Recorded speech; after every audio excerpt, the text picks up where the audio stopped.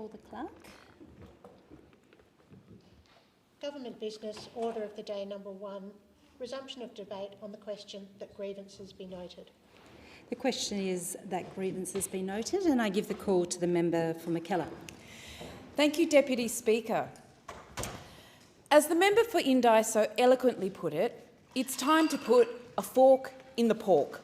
In other words, it's time to end the practice of pork barrelling, something that has long been relied upon by successive Australian governments to get into or maintain power. As Chair of the Centre for Public Integrity, Anthony Wheely KC explained, in the eyes of the community, senior academics and lawyers, the deliberate misuse of large amounts of public money for political gain is seriously corrupt, and to label it as mere pork barrelling is a misleading misnomer.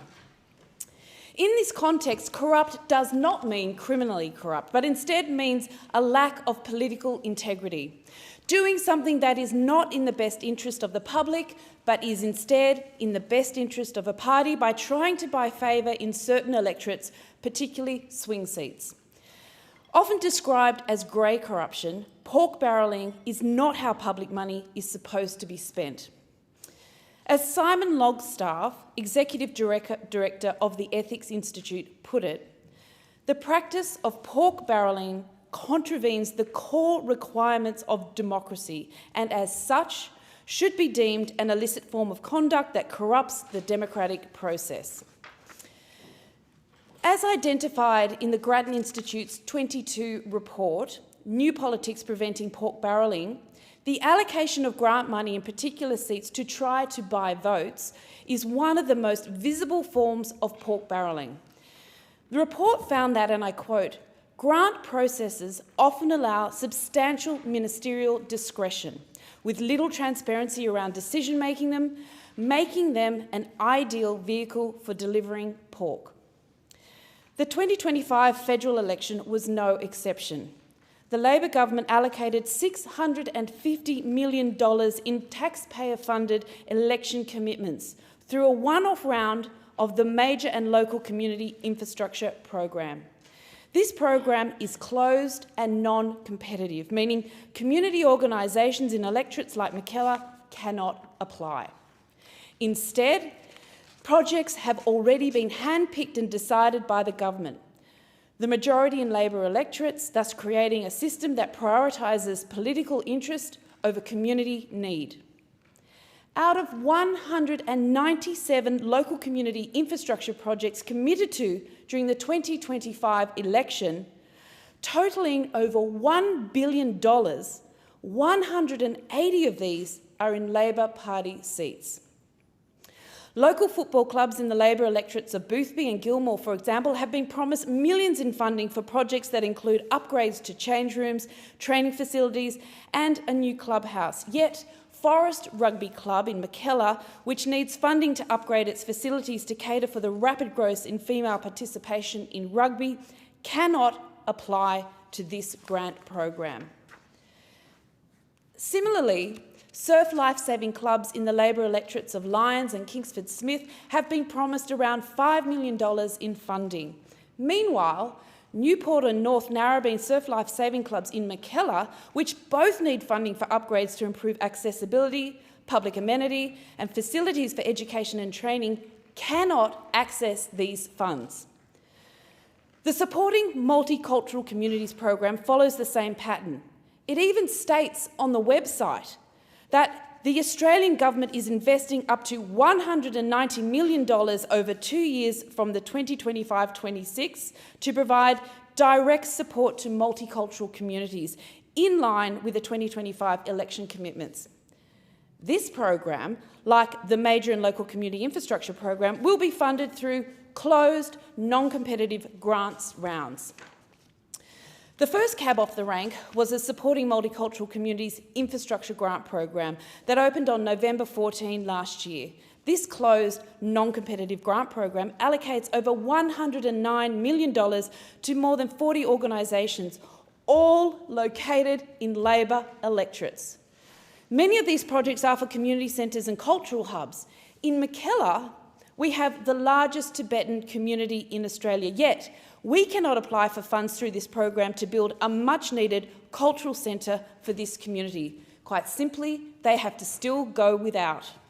The irony is that one of the stated objectives of this program is to improve equity outcomes and social inclusion. Yet this program treats multicultural communities around the country unequally. This is pork barrelling at its finest, directing public funds for political gain rather than merit or community need. Where is the transparency on how these decisions to allocate grant money to one project over another are made? The answer is there is no transparency. Instead, it seems like the government of the day simply handpicks the projects where votes are needed most. And both the major parties engage in this pork barrelling.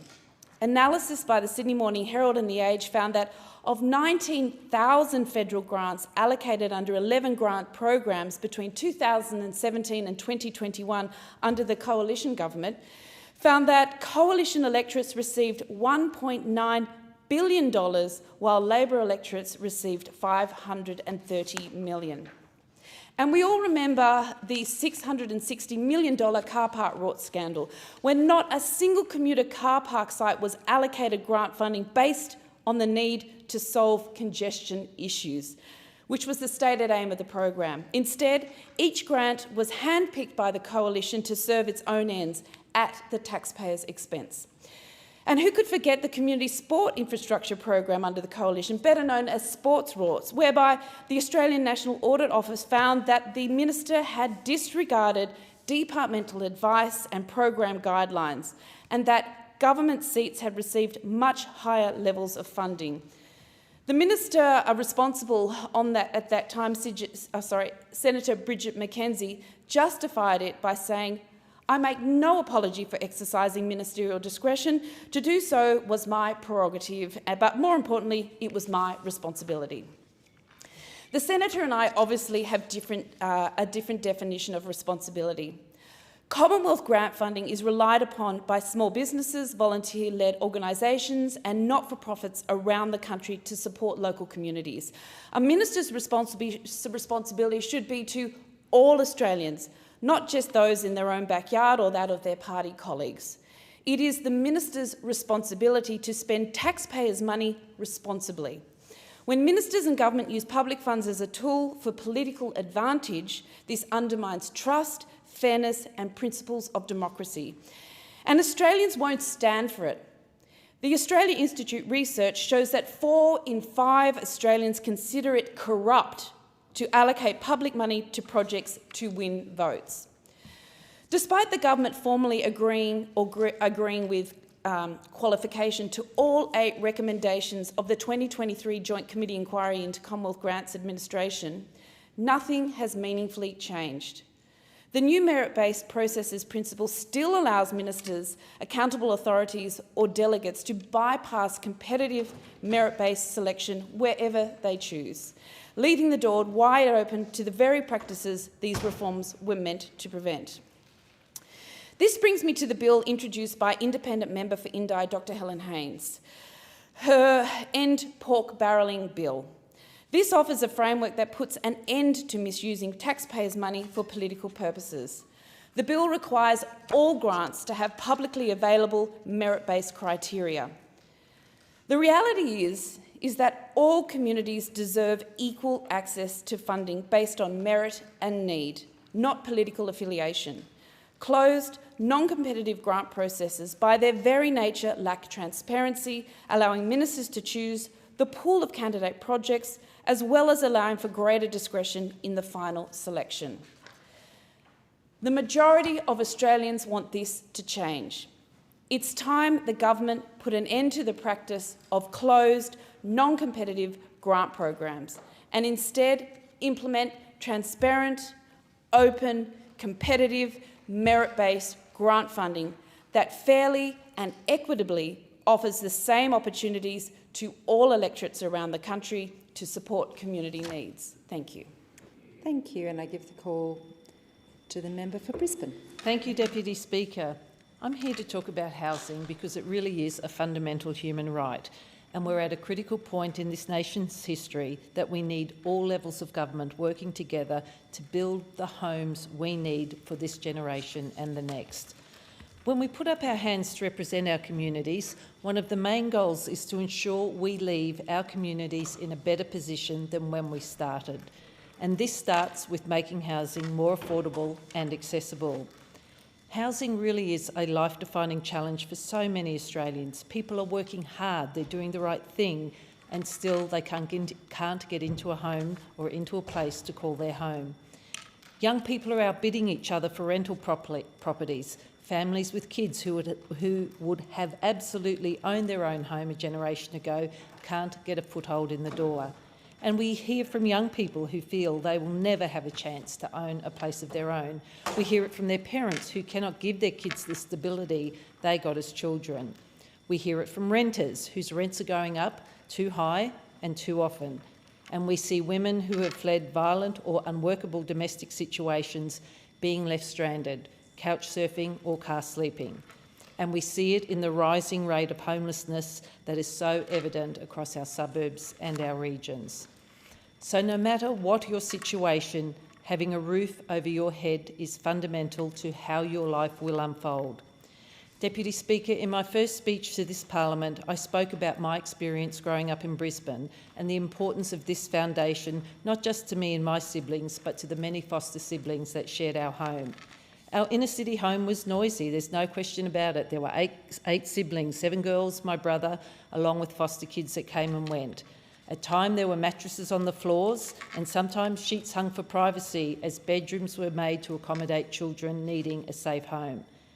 I saw firsthand how having a bed and clean sheets and the safety of a home, how it can be life-transforming. Now, for a long time, the Commonwealth Government had tapped out of our nation's housing challenge, leaving the hard work up to the states. And indeed, for the 9 years the Coalition were last in power, they didn't even have a housing minister.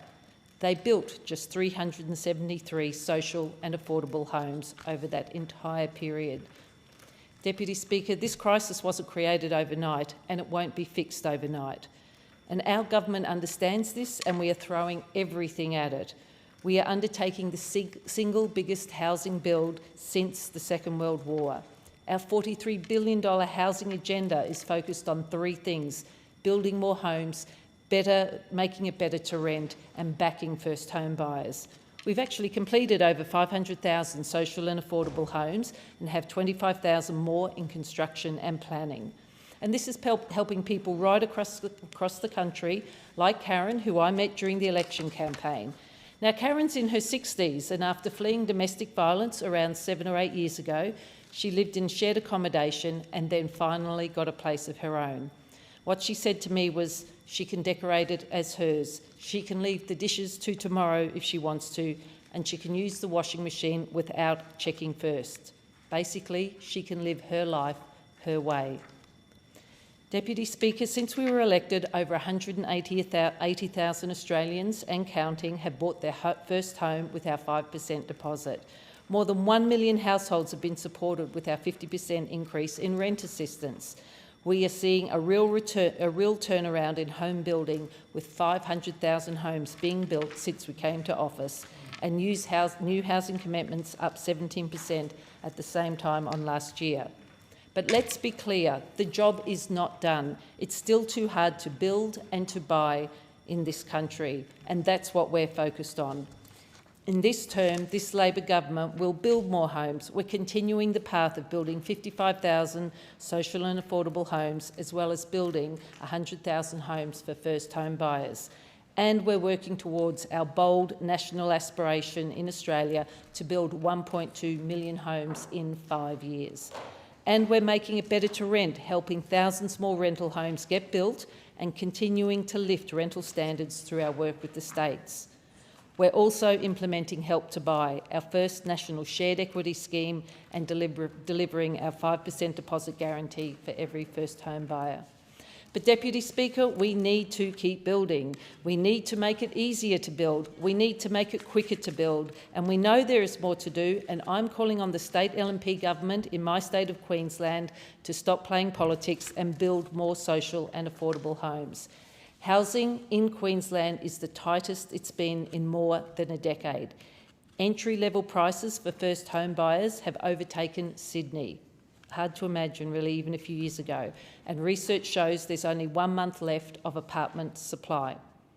The Queensland LNP government needs to stop cancelling affordable and social housing projects, stop selling off public land, stop claiming previous Labor government projects as their own, and start helping build more social and affordable housing. Let's look at some of the activities that have happened recently. Since coming to government in 2024, the LNP housing policy has been this. The Woolloongabba Priority Development Area, they removed the 20% social and affordable housing target for developments in this area. It was located near the Cross River Rail, perfect place. The Batinia Affordable Housing Project, the Deputy Premier Jared Blay revoked approval of a 90-unit affordable housing project in Batinia on the Sunshine Coast. The Noosa Social Housing Project, they scrapped and approved 4-storey, 90-unit affordable housing project in Tewantin. State-owned government land developments. The government has pivoted to use it or house it policy, selling vacant state-owned land to the private sector without mandatory quotas for social and affordable homes. The Olympic Village site. The requirements for a percentage of affordable housing at this site have now been removed. In major policy shifts, the LNP government said that mandating social housing reduces the speed and volume of construction. What a pathetic excuse. Think about what the Queensland Council of Social Services says, which talks about the impact. They've expressed distress over the lack of mandates, stating that without government-driven requirements, new housing supply will not benefit low-income households. And last year, the state LNP government reintroduced the 3 strikes policy for social housing. What it means is you get evicted after 3 incidents of disruptive, antisocial or illegal behaviour within 12 months. No recourse, nowhere to go.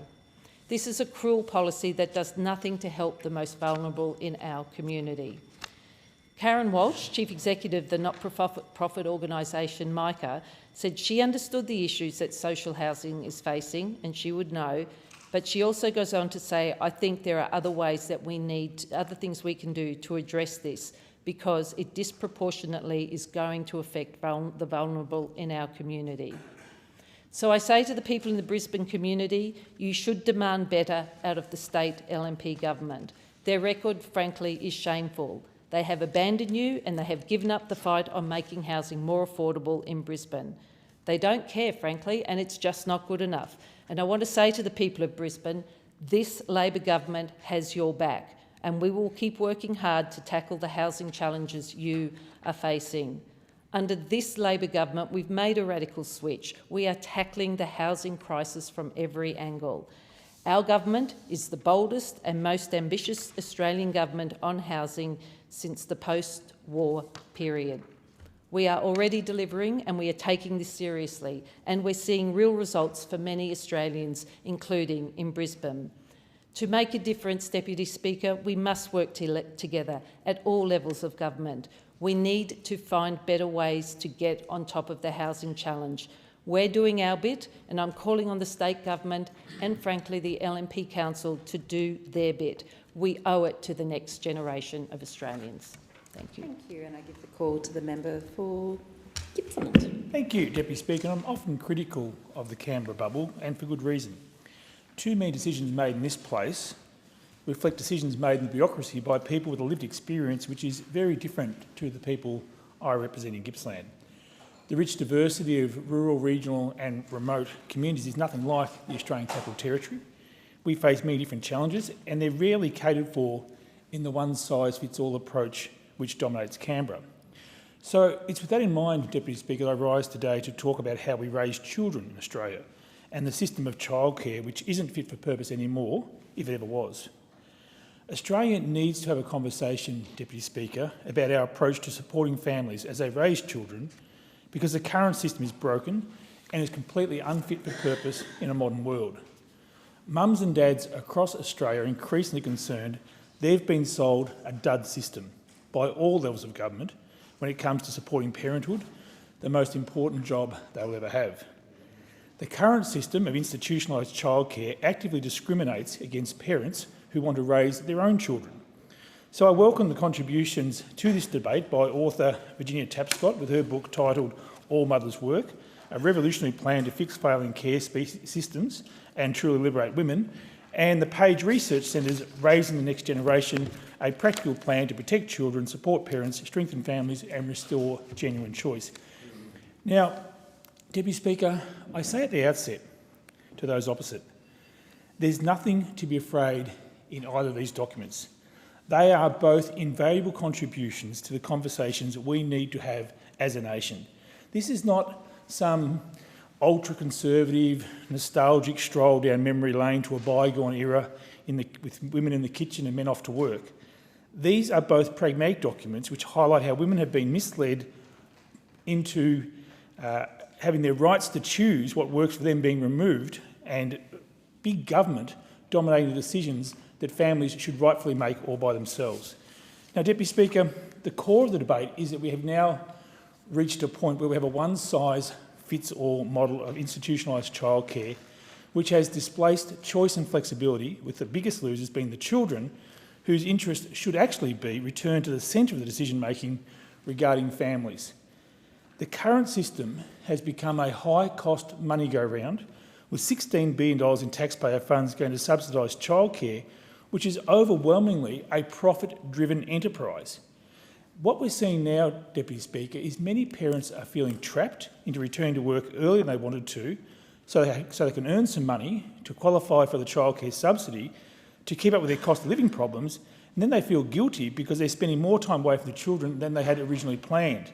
So what we need to see, Deputy Speaker, is more flexibility, and it starts with non-judgmental choice.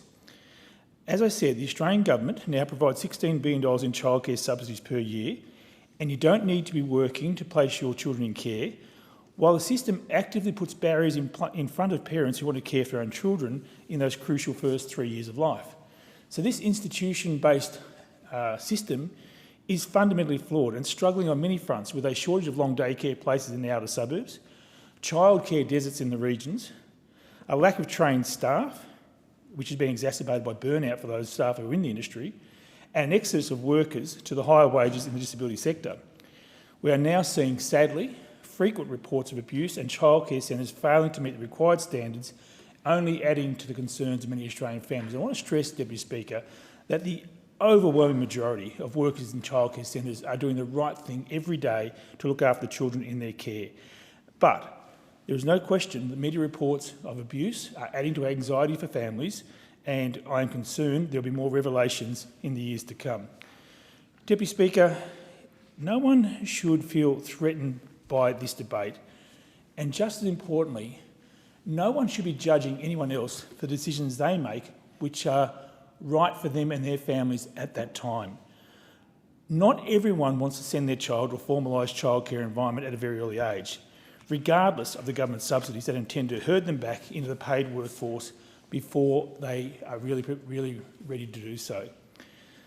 Obviously, there are cost of living pressures here which are a driving force, but imagine if we actually valued the care given by parents, either mum or dad, and made it possible for more families to look after their own children if that was their choice. But the current model doesn't work for many families in Australia today. So the national conversation we need to have, Deputy Speaker, is about equality for children, truly valuing the role of parental caregiving and giving families more choices with an improved system that works for the individual family unit. Even better, it would take the pressure off the formal care sector and reduce the need to build more centres and the seemingly impossible task of finding the skilled staff required to work in them. The decision of a parent who chooses to stay at home for a few years and be the primary caregiver should not be judged any more than the decision to send your child to a formal care environment. Individual families should have the freedom and the flexibility to do what works for them and their family. But our governments do cast judgment, Deputy Speaker, and they cast judgment on families by their policies which reward one form of care and punish the other. And this is not a party political comment at all, Deputy Speaker, because in the coalition government we also increased the childcare subsidy, just as the Labor Party has done. But we did nothing to address this example, Deputy Speaker, where a single income household with a parent who opts out of the paid workforce is immediately penalised because they have no access to the second income tax-free threshold, which a PAYG working couple can utilise. So income splitting, or treating their earnings as a family income during the early years of a child's life, would be a much fairer system, and it would enable more parents to take the choice to become a primary caregiver in the crucial early years. And women I've listened to in my electorate don't want to be only referenced in the public debate as a unit of economic production, and they want their worth also measured in their caregiving roles if that's their choice. They want the extent of their unpaid care work and early education efforts properly valued and recognised and respected too. So not everyone wants to send their child to a formalised environment, Deputy Speaker, and I think government's subsidies that are intended to drive that choice need to be reconsidered with a view towards supporting families to make the decision which is right for them and their child. In her book, All Mothers Work, Tapscott also argued that the system needs a fundamental reset because children are a public good. And I quote, "Childcare policy is rooted in the idea that parents could and should be doing something more valuable with their time. With each new childcare incentive, it feels like a slow process of making parent carers redundant. The agenda is clear. You have more value in the paid labour force." Tapscott's right. The system is discriminatory. The book is a must-read for policymakers who are interested in reforming the system to make it work for the Australian people, make it work for Australian families, rather than trying to squeeze every family into a one-size-fits-all, Canberra knows best model. Tapscott's thoughts on the issue are well documented over a period of years, and they're grounded in a lived experience of a rural mother and with professional skills and a desire to change the system for the better. In her submission to the Select Committee on Work and Care, Tapscott argued, and again I quote, "I'm really disappointed with the lack of support for parental caregivers to engage in a caregiving role full-time for a child under 3 years of age. I feel it has made my journey as a parent isolating and less enjoyable than it might have been. Policies that incentivise a return to work have eroded the community around me, which I might have once found support in. Policies that could better validate and encourage parents who choose a full-time unpaid caregiving role while also easing financial pressure include income splitting, caregiver allowances and longer paid parental leave. Parents working longer hours with younger children seem obviously like a situation that is far from ideal for the wellbeing of families, yet the government seems to unashamedly promote these policies. I generally feel that the government plays an active role in the cultural devaluation of caregiving and consistently prioritises profits over wellbeing. I think concerted efforts should be made to recognise the contribution of unpaid caregivers. Workforce participation should include unpaid care work because it is still work." Deputy Speaker, I must stress that Tapscott and myself, we're not opposed to childcare. We just want to see some choice. We want to see a situation where there are essential support measures for families, but not everyone is going to want to send their child under 3 to hours and hours of care in the hands of a stranger. And at a time where access to childcare is impossible in many areas, and there are those chronic workforce shortages, surely it makes sense for us to develop a system where a little more assistance is provided to parental caregivers, which may encourage them to take on more of that responsibility in those formative early years. And again, I stress, Deputy Speaker, no one should be judged for decisions they make which work for the best for their family at that time. So family policies matter, Deputy Speaker. Family policies matter because when families are doing well, our communities prosper and our nation is stronger. I urge those opposite and members on this side to engage in this debate constructively with a view towards improving choice, accessibility and flexibility in our childcare system. Thank you, and I give the call to the member for Blair. Thank you, Deputy Speaker. The Albanese Labor government is building Australia's future. We have an infrastructure pipeline of $120 billion that is about making the journeys between cities and regional and rural communities safer, getting people home on time, improving productivity and making sure the lifestyle and livelihoods of people are improved. In addition to that, we've doubled the Roads to Recovery funding to $1 billion per year so that councils can get the funding they need to maintain local roads and make improvements. We reversed, of course, the coalition government's cuts in this space. Now we've put $200 million on the table available for safer local roads and infrastructure program each year, and we've increased the black spot funding to $150 million a year. Locally, Deputy Speaker, on the 26th of February, I was pleased to announce a major update on the Bremer River Bridge upgrade along the Warrego Highway in my electorate, along with local state member for Ipswich West, Wendy Bourne. The Queensland Department of Transport and Main Roads, TMR, finally confirmed it won't be going ahead with its original plan to redeck the Bremer River westbound bridge, which would have seen it closed for 6 months. Instead, TMR is undertaking rehabilitation and strengthening works to repair fatigue cracks in the steel girder wells under the bridge, which should be completed this year or early next year. There's less disruption for the 32,000 commuters and heavy vehicles that use the bridge every day. It means we can remove the current reduced speed limits that are in place and get traffic flowing again sooner. This has been the bane of people's lives. This is a good outcome for our local community, but the reality is it should never have taken this long to get to this point, when the works were supposed to have started late last year by TMR. It's all the more disappointing when you consider that the Albanese Labor government and the former Queensland Labor government, through myself and local state member who was then the candidate for Ipswich West, Wendy Bourne, secured the joint funding to fix the Bremer River Bridge 2 years ago, back in mid-2024. With the change of government in Queensland later that year, the project stalled. The new LNP government and TMR failed to keep myself, the state member, the council and local residents informed about what was going on with the upgrade. Sadly, this has become all too common for most major transport projects in Ipswich over the last 18 months. It's been an experience of delays since the election of the Christopher Lee LNP government. So what are we doing? We simply cannot afford to fall behind like this, and we are trying to put as much pressure as we can on the LNP government in Queensland to recognise the fast-growing region of Ipswich and the Western Corridor. We've hit 270,000 people in Ipswich, and we're growing at the rate of 10,000 people each year. Now, we're well on track to hit over 500,000 people by 2046. We are bursting at the seams, and infrastructure is struggling to keep pace with the population growth, and we're experiencing significant growing pains.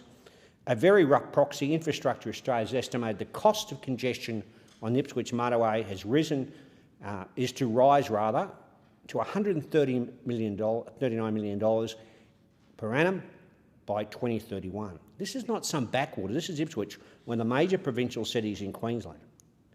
The Albanese government gets this, and we've stepped up to invest more than $400 million in road and transport infrastructure in Blair. I'm proud of the fact in the last few years I've been able to secure funding for pretty much every major transport infrastructure in my electorate and surrounds. $200 million for the Amberley interchange, $138.5 million for the Mount Crosby Road interchange, $42.5 million for the Bremer River Bridge, another $20 million for the Brisbane Valley Highway, $12.5 million for planning for the next stage of the Ipswich motorway, the final stage, plus $3.4 million for the Ipswich to Springfield rail line business case. But I've fought for years to lock in funding for these projects, and now I find myself in the invidious position where most of these projects are well behind schedule and probably years away from construction or even starting, much less being completed, because of the failure of the LNP state government. The federal government is really responsible for assisting in providing funds in this space. We are very much beholden to the Queensland government and its TMR when it comes to project delivery, and we have little control over project timeframes. Politics aside, I genuinely hope the Queensland government can understand the urgency of the task and the growth in the Ipswich corridor. At least based on public pronouncements, they seem that there's a bipartisan approach to meeting the needs of the region, but in practice it's not happening. Indeed, the Premier of Queensland, Premier Christopher Lee, visited Ipswich in June last year, even the first budget, and acknowledged the need for an Ipswich infrastructure plan. Yet a few days later, the Queensland budget had no such plan for Ipswich. No funding for big-ticket transport items, which was very disappointing and a slap in the political face for people living in Ipswich. There was no matching funding for the Albanese government's $200 million commitment to the Amberley interchange.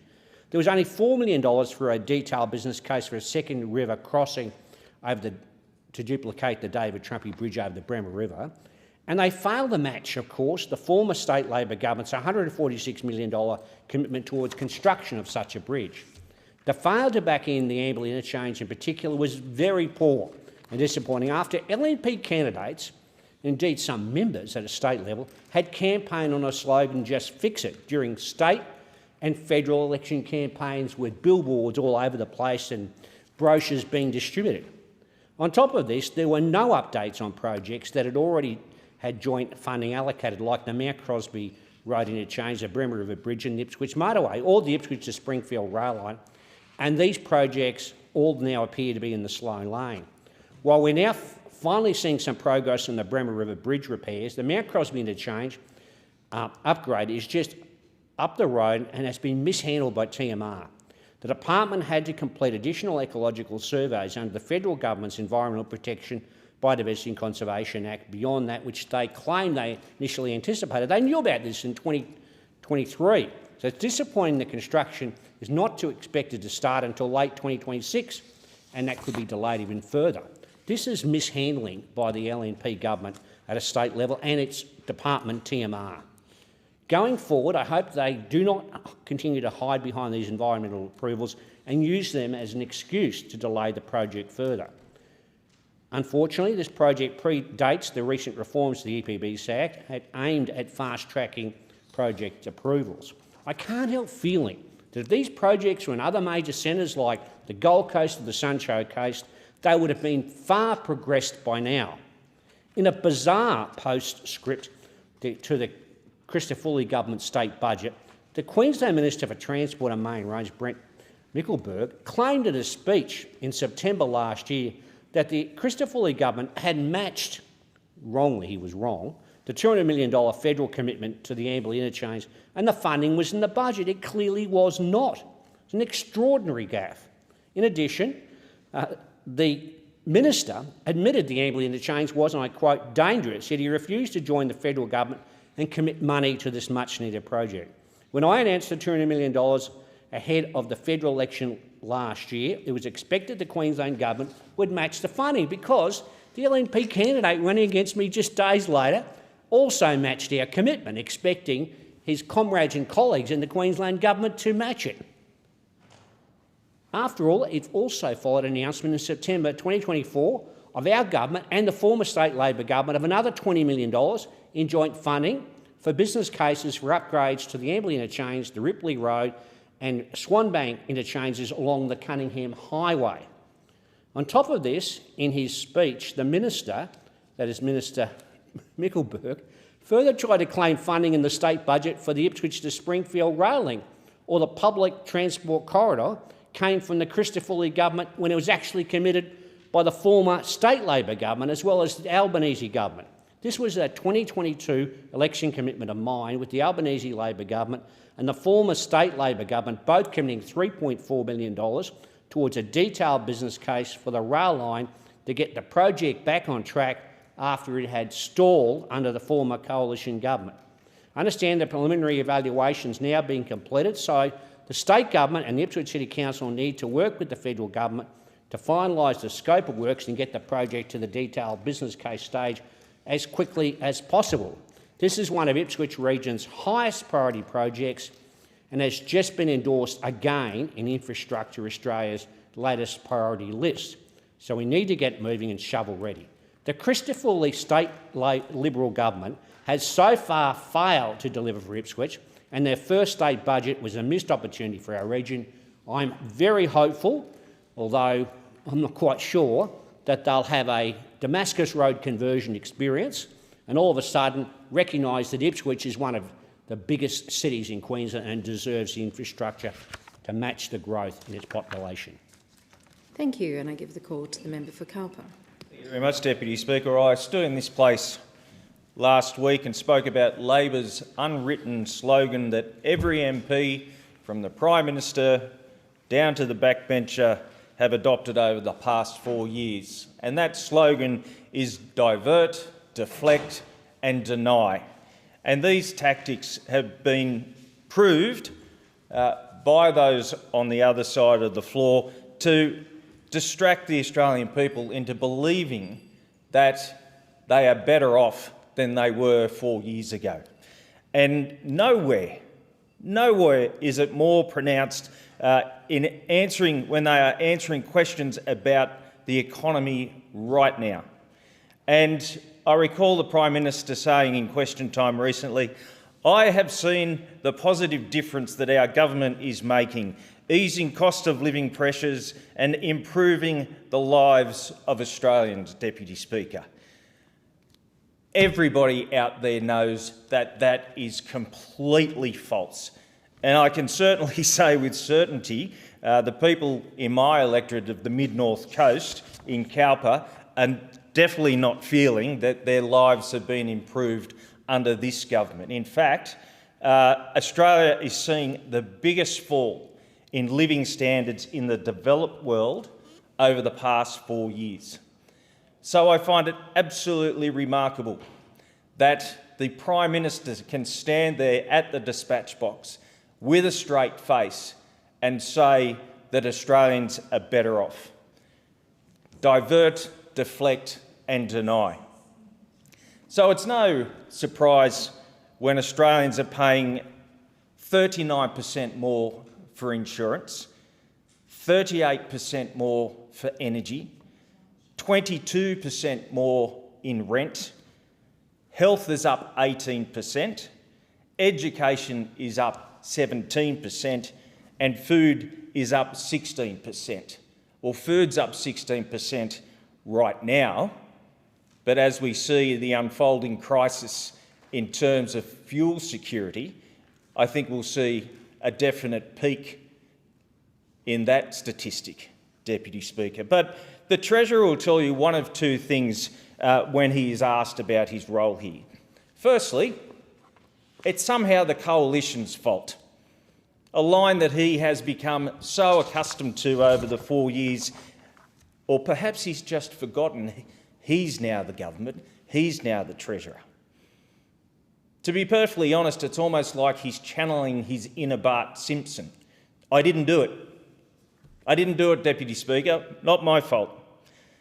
Or the second reason, it's due to global forces outside of the government's control, a line that doesn't hold up when you compare the performance of Australia's economy to the rest of similar nations.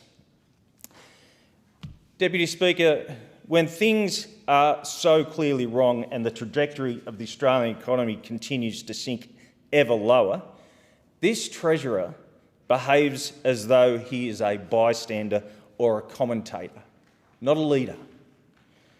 And under this government, and more specifically this Treasurer, government spending is at its highest level outside a recession in 40 years, and Labor's debt is racing towards $1 trillion.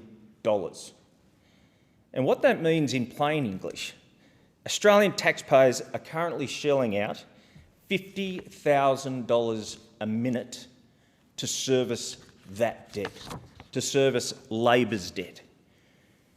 Completely dead money. Just like the repayments on your home loan, your mortgage, but unlike your mortgage, this government isn't spending its money, it's spending your money, the taxpayers' money, the money that you pay every time you go to work. And I know that in my electorate of Cowper, the average household income is $1,500 a week. That's about $80,000 a year. So just in 2 minutes, this government is spending more taxpayer money on servicing the debt than the average household income in Cowper. And I imagine it would be very, very similar to some of the electorates for Labor. So it's no wonder that Australians are feeling poorer than ever. And now, to add to the household budget woes, we're seeing petrol prices go through the roof. And look, I'll be fair. I'll acknowledge that this is out of the control of the government. There is international forces in play here. But the government absolutely has some levers within its reach to mitigate the fallout of the war on Iran on Australian citizens. Right now, farmers across the country can't get the fuel they need to do what they do every single day. And I found it remarkable this morning, and I will talk about this for a little period. I found it remarkable this morning that Minister Bowen and Minister Rishworth were in the media saying there is not a fuel supply issue. If you went to any regional electorate and went to any independent station or a large business, you will be told the exact opposite. Divert, deflect and deny. This government's new slogan. Because I can certainly tell you, and remember we were told there were 32 days of fuel security, we're only day 5 into the crisis. I can tell you right now, the service stations at Nana Glen, Glenray, Barraville, Boambi, Coffs Harbour Marina have all run out of fuel, or in the case of the marina, have been told, and it's a large marina with a cooperative that supplies seafood up and down the coast, have been told that their fuel supply is not guaranteed. What we will see is job losses. What we will see is freight will not be able to deliver those goods and services, or goods, should I say, to supermarkets.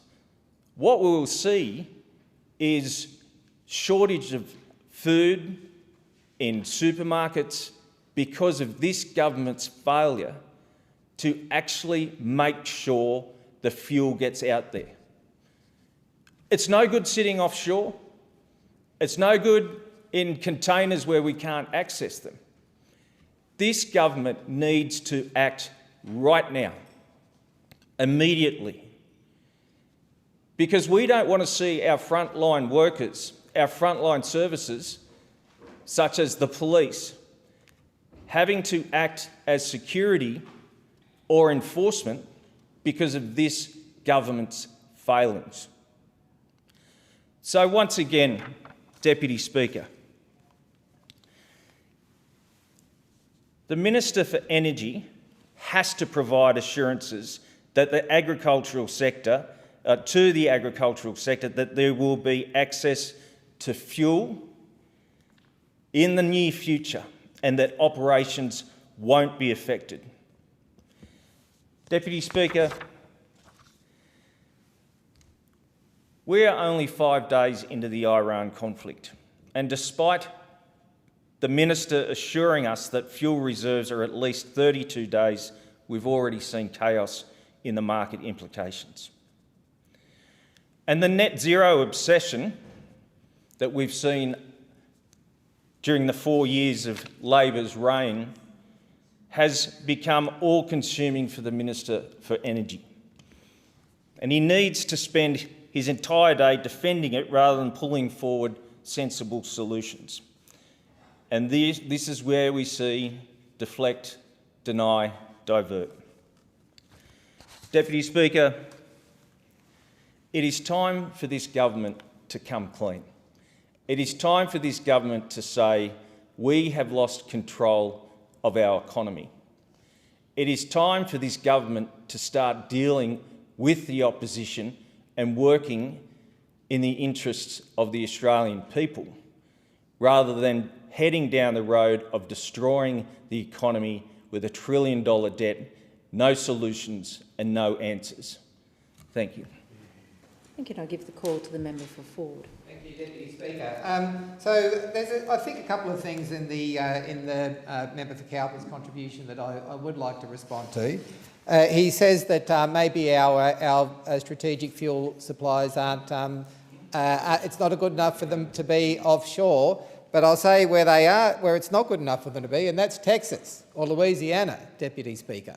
And I think that the fact that the person who's now the opposition leader and the former energy minister was the person responsible for that says a lot about where this opposition is going and where they would want to take this country.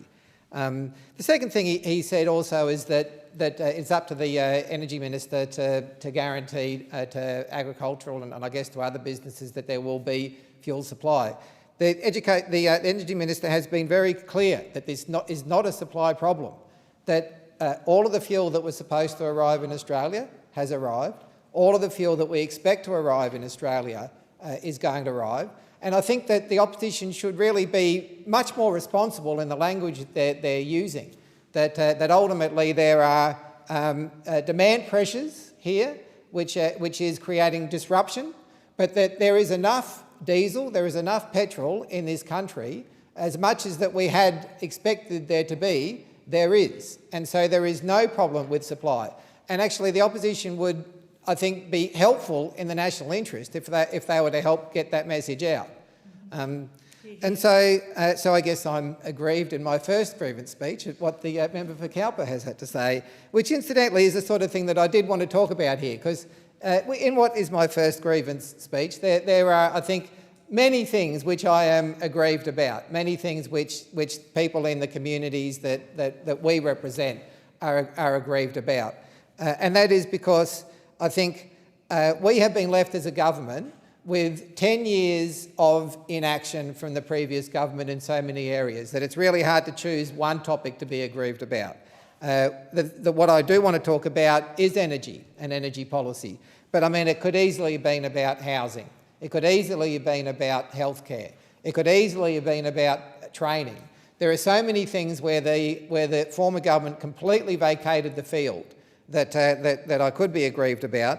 But I think energy is probably the one which is both relevant and also, I think, fundamental to the Australian economy. I think that ultimately I like to surprise people a little bit by quoting Peter Dutton, of all people. But I thought that he summed it up perfectly when he said that energy is not just part of the economy, energy is the economy. And I think from a historical point of view, we have seen that the 19th century was very much the birth of the Industrial Revolution, where we had steam and coal and steam-fired motors. The 20th century was about oil and the internal combustion engine. And the 21st century is very much going to be about electric motors and renewable energy. And we've seen at each of those points in the past, when we started digging up coal, when we started drilling for oil, that living standards across our economies went up, shot up through the roof. And so it is, I think, the promise of renewable energy has to lift living standards up even higher than we could possibly have imagined in the past. But yet it is because of this ideological obsession. This is what I don't get about the opposition's policy, is that there is this ideological obsession with using coal and now dangling out the promise of nuclear energy, which nobody's going to build, which is now the most expensive energy that you could want to use, rather than renewable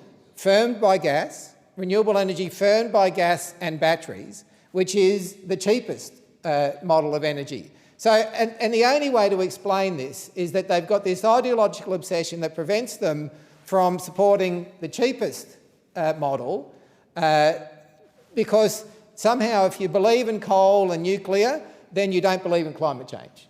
That gives them the free pass, that they are so obsessed with fighting the science of climate change that they would rather choose the most expensive forms of power.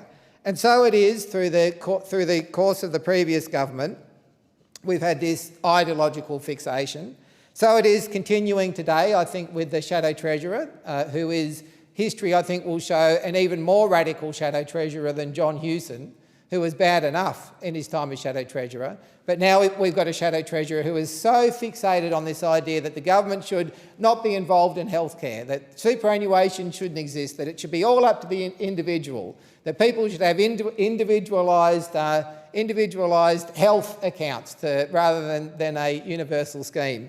And so it will be on energy, I think, that we see, again, this complete denial of the reality the complete denial of the economics, and we'll end up in a situation where we are at the moment, which is, again, just to reinforce what the Energy Minister has been saying, is that while there isn't a supply problem, I totally understand why people feel that we are that our energy supply is precarious, because I think COVID really showed those first shocks that we could be exposed so openly to the international market, and the latest conflict in the Middle East has really, I think, accelerated that. We saw oil prices jump from $60 to $120 yesterday.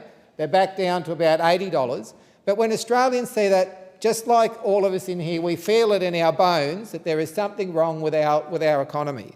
And so it was that when the Abbott government came to power in 2013, there were 6 oil refineries in this country. When they left, there were 2.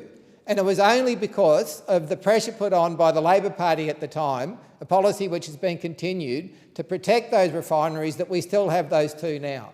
Because otherwise, the ideology which the other side continue to espouse, the total abandonment of government involvement, would have seen those refineries walk just as they encouraged the car industry to walk. And so a fact about chemistry, which I only learnt recently, was that fuel, that you can store oil longer in storage than you can. Sorry, you can store oil longer than you can fuel. So it is vital that Australia have that sovereign capacity, and it is only because of the actions of the Labor government that we still have those 2 refineries left. So heaven forbid what would happen should they get back into government. The other thing is that the actual cost to the economy of their inaction, as the Australian Energy Market Commission said, delaying the connection of renewable generation and transmission into the market would put upward pressure on residential electricity costs. So why do they want to delay it? What is it that they've got against renewable energy so much that they want to put that at risk? I think the fact is that Australia has really had a very strong economy post-World War II, because governments did get involved in the economy. And so for instance, we had great publicly owned electricity assets around the country. Unfortunately, under Liberal governments, we've seen them privatised or corporatised to the point now where they don't play actually a useful role in helping keep cost of living down for workers, but also for business, to the point now where they are having a negative, where that privatisation and economic radicalism is now having a negative impact on the economy. But it is something that they want to continue for some I guess ideological reason. It's the same reason that I guess saw 24 out of 28 coal-fired power stations closed down.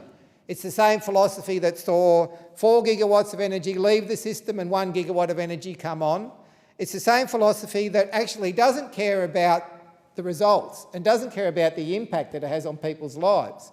It is because they are trying to appeal to a very narrow base of people that are just so obsessed with fighting climate change, fighting the science of climate change, I should say, which is so obsessed with a very sterile ideology of removing the government from the economy. They are obsessed with an ideology at the expense of actual results for people. And so it is in my first grievance debate that I'd like to get that off my chest on behalf of everybody who's struggling to pay a bill, on behalf of every business that is struggling, and that the opposition, before they start saying it is the current government, they should take a look at their own record of when they are in government, of what they're continuing to do now, and what, heaven forbid, should happen if they got in again. Thank you. The time for the grievance debate has expired. The debate is interrupted in accordance with Standing Order 192B. The debate is adjourned and the resumption of the debate will be made in order of the day for the next sitting. The Federation Chamber stands suspended until 4 p.m.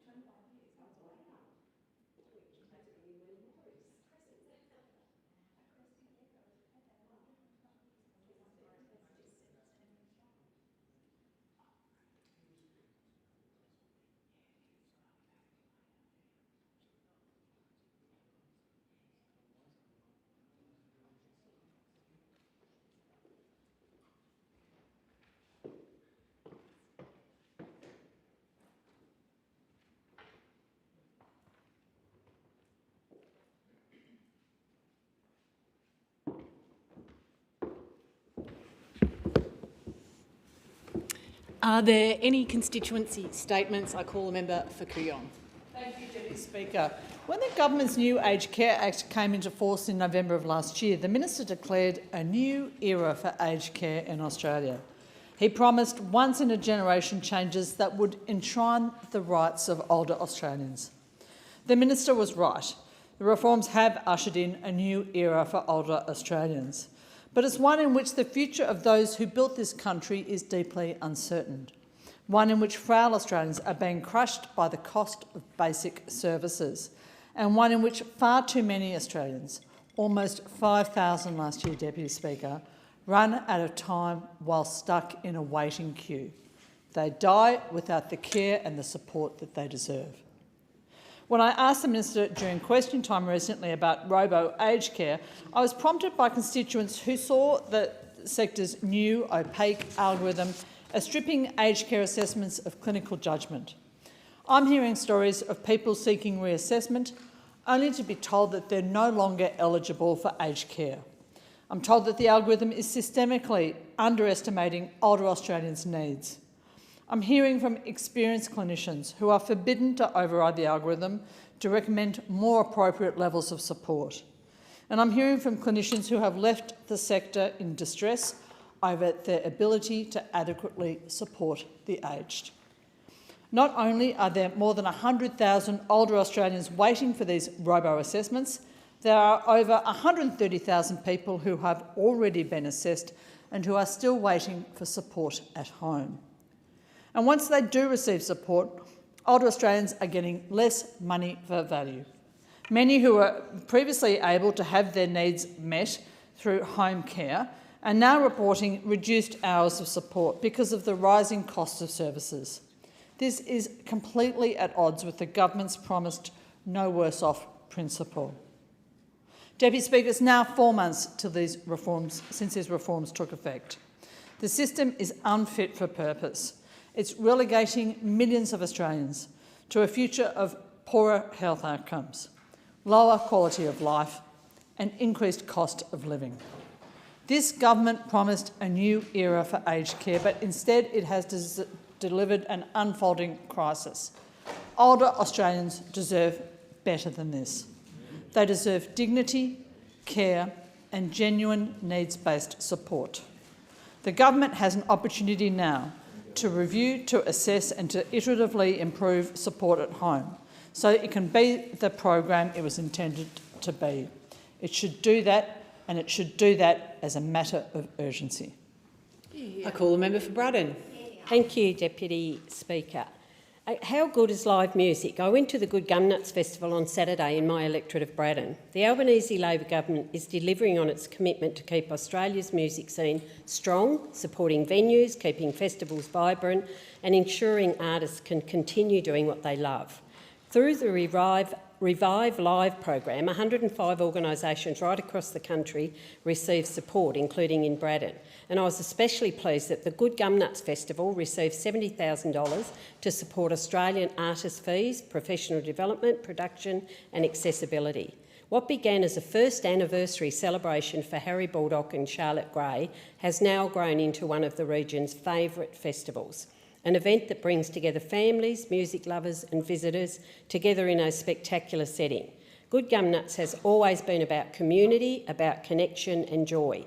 This funding has helped ensure that spirit continues to grow. The line-up on Saturday was outstanding and it was fantastic to join so many locals and visitors to support a festival that truly reflects the heart of the North West. To the event volunteers, thank you for your hard work and dedication. You made the entire weekend run seamlessly. To Harry and Charlotte, congratulations. What you've created is something truly special. Your passion for music, for arts and for culture is strengthening our community and bringing new life and visitors to our region. I'm proud to highlight the Albanese Labor government's strong commitment to supporting Tasmanians who are doing it tough, including in Circular Head in my electorate of Braddon. We've delivered a $5.7 million boost to emergency relief funding for Tasmania, shared across 10 local providers. This represents a 35% increase in annual emergency relief funding for our state through to 2030, taking our total investment to almost $18 million. One of the key organisations benefiting from this support is Windara, a fantastic, trusted community-based service that has been there for Circular Head residents for decades. This additional funding means that Windara can offer more support for supermarket, for petrol and pharmacy vouchers, more food parcels and toiletries, and importantly, more compassionate support when people need it most. But emergency relief is only the first step. With this investment, Windara can continue connecting people to longer-term assistance such as housing support, financial counselling and wellbeing services that help families regain stability and move forward with confidence. Local services like Windara understand the unique challenges faced by our rural communities. They know their community, they respond quickly, and they provide support and dignity with care. That's why this investment matters. It ensures no one is left behind and that help is available close to home when and where it's needed. Thank you, Member. And I call the member for McKellar. Thank you, Assistant Speaker. Across the Northern Beaches, many men experience challenges such as stress, anxiety, depression, isolation, relationship breakdown, addiction, work pressures, grief, or major life transitions. For many men, asking for help can feel difficult, whether due to stigma, uncertainty about where to turn, or a belief that they should cope alone. That's why I'm so proud of the work being done by the Northern Beaches Men's Wellbeing Collective. The Northern Beaches Men's Wellbeing Collective is a trusted network of local men's community health organisations operating across the Northern Beaches to improve the lives of men through compassion, connection and community-driven action. These organisations offer a wide range of support, from early intervention and prevention programs to fundraising, mentoring, peer connection, counselling, crisis assistance and pathways to recovery. Each organisation has a different focus and approach, but all share a common goal: helping men feel supported, connected and empowered to take care of their mental and emotional well-being. The Northern Beaches Men's Wellbeing Collective was born out of a men's mental health roundtable I hosted in July 2024, which identified the need for local men's groups to come together on a regular basis to share ideas and resources, and to increase public awareness of local services and support for men and their loved ones. The collective is supported by the Sydney North Health Network, the Northern Sydney Local Health District, Northern Beaches Community Health Services and the Northern Beaches Mental Health Interagency, who are all member organisations. Speaker, I'd like to recognise the 10 local men's organisations, many of them volunteer-run, and thank them for their commitment to fostering a connected and resilient community of men by normalising help-seeking, increasing awareness of supports and providing accessible pathways to health resources and services. My deepest thank yous go to Man Anchor, Man Unplugged, Mentoring Men, Mongrels Men Health and Wellbeing, Moana Northern Beaches Safe Space, Northern Beaches Cares, Pittwater Offshore Men's Shed, Provida, Saltwater Veterans and Lifeline Northern Beaches. On behalf of the people of McKellar, I thank you for the wonderful work that you do and continue to do in supporting the men and families of the Northern Beaches. I think the member, and I call the member for Lingiari. Thank you, Deputy Speaker. I rise today to speak on the ongoing floods affecting my electorate of Lingiari and my old hometown of Katherine. Intense and sustained rainfalls has caused widespread flooding throughout the Big Rivers region, the worst of its kind in over 20 years. The Aboriginal communities of Woogala or Beswick, Palumpa and Jiltmigan have been significantly impacted, and the people of these communities need urgent assistance. The Katherine community has also been greatly impacted. Homes have been severely damaged. People have been running out of food. Many people's finances are stretched to the limit, and businesses along the main street of Katherine have been flooded. The community of Daly River or Nayu had again to be evacuated to Darwin for the second time this year, with evacuations also taking place in Palumpa and Jiltmigan. I want to thank the emergency services workers, NT Police and the amazing volunteers who are helping people navigate what is an incredibly difficult time. They have done an incredible job, and I have heard how the community is also rallying together. I want to say a big thank you to all of the essential workers who are bringing food and supplies into remote communities which are currently isolated and helping keep the shelters in Katherine open and shops running. The Commonwealth Government has supported the NT Government through the disaster recovery funding arrangements, which is now available to impacted residents in the Katherine Town Council region.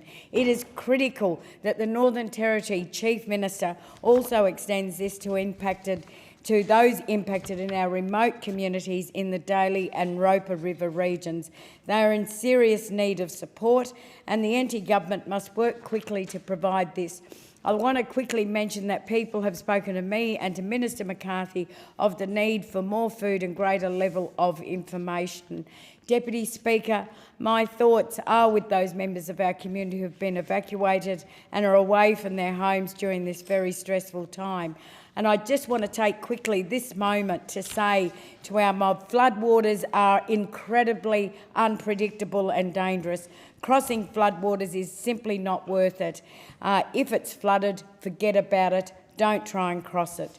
As the police have been saying over the weekend, there are crocs everywhere, and everyone needs to make sure that they are taking heed of the police and emergency services, and they're doing the right thing, because in times like this it is easy to take risks, but when you take that risk it could be your life. So I say to our communities and to everyone infected in the floods, yes, it's frustrating, but we all just need to work together to try and overcome this once in a while. It has been a huge amount of rain that's fallen, but let's work with our police. Thank the member for Lingiari, and I call the member for Bowman. Thank you very much, Deputy Speaker. I want to speak today about the realities facing families, retirees and small businesses in my community. Recently, I released the findings of my January 2026 Redlands Business Survey, and I want to thank every local business who took the time to respond. Their feedback was incredibly insightful and deeply concerning. Almost 89% of the businesses responding in my electorate expect their input costs to increase or significantly increase over the next 12 months. At the same time, 13% anticipate reducing staff levels, up from just 10% 6 months ago. Nearly half, 48%, believe the economy will contract in the year ahead, while only 20% expect growth. But most alarmingly of all, but perhaps not surprisingly, 96% of respondents believe that the current federal government is not delivering policies that encourage growth or support small business. Business confidence in the Redlands is not just softening, it is sliding. But these statistics only tell part of the story of the economic pressures facing my community. I have been inundated in recent weeks by constituents reaching out to outline how the rising cost of living is affecting them and their households. A 73-year-old pensioner, Patricia, in my electorate, wrote to me about her struggle. She receives just over $1,300 per fortnight from the pension. Her rent is $1,140 per fortnight, leaving just $204 to cover food, electricity, petrol, insurance and medical costs. At 73, she's returned to work driving for DoorDash. She's working into her 70s, not as an added extra, but just to sustain herself. This is just one of many examples, many stories that I'm hearing from my constituents. But listening to the government in question time any day this week, you'll be forgiven for thinking that we're entering some sort of golden era. Australians have never had it so good, according to this government. But that is absolutely not the case in my community. Small business in the Redlands are telling me red tape is relentless and confidence is falling. My constituents are emailing me, calling me every day, talking to me at street stalls about the costs being too high and energy bills are totally unaffordable. The government must confront the reality that policy settings are squeezing retirees, families and employers at the same time. If we continue down this path, we risk entrenching a two-speed economy, one where governments grow but private enterprise shrinks, where pensioners work longer but feel less secure, and where aspiration is replaced by anxiety. This is not the sort of Australia that we want. This is not protecting Australians' way of life or restoring their standard of living. Under the Albanese Labor government, Australia is heading in the wrong direction, and we need to fix that as soon as possible. Thank you. Thank the member, and I call the member for Reid. Thank you. I recently met with a local constituent, Melinda Key. She is a victim of the collapse of the superannuation fund First Guardian Master Fund. This collapse and that of the Shield Fund has impacted over 12,000 Australians. It has caused devastating financial losses for many of those people just before they hit retirement, a time when they most need their super fund nest egg. These are not just numbers, these are people's futures, their plans, and their sense of security that has been shattered. And Miss Key lost all of her retirement savings, worth hundreds of thousands of dollars.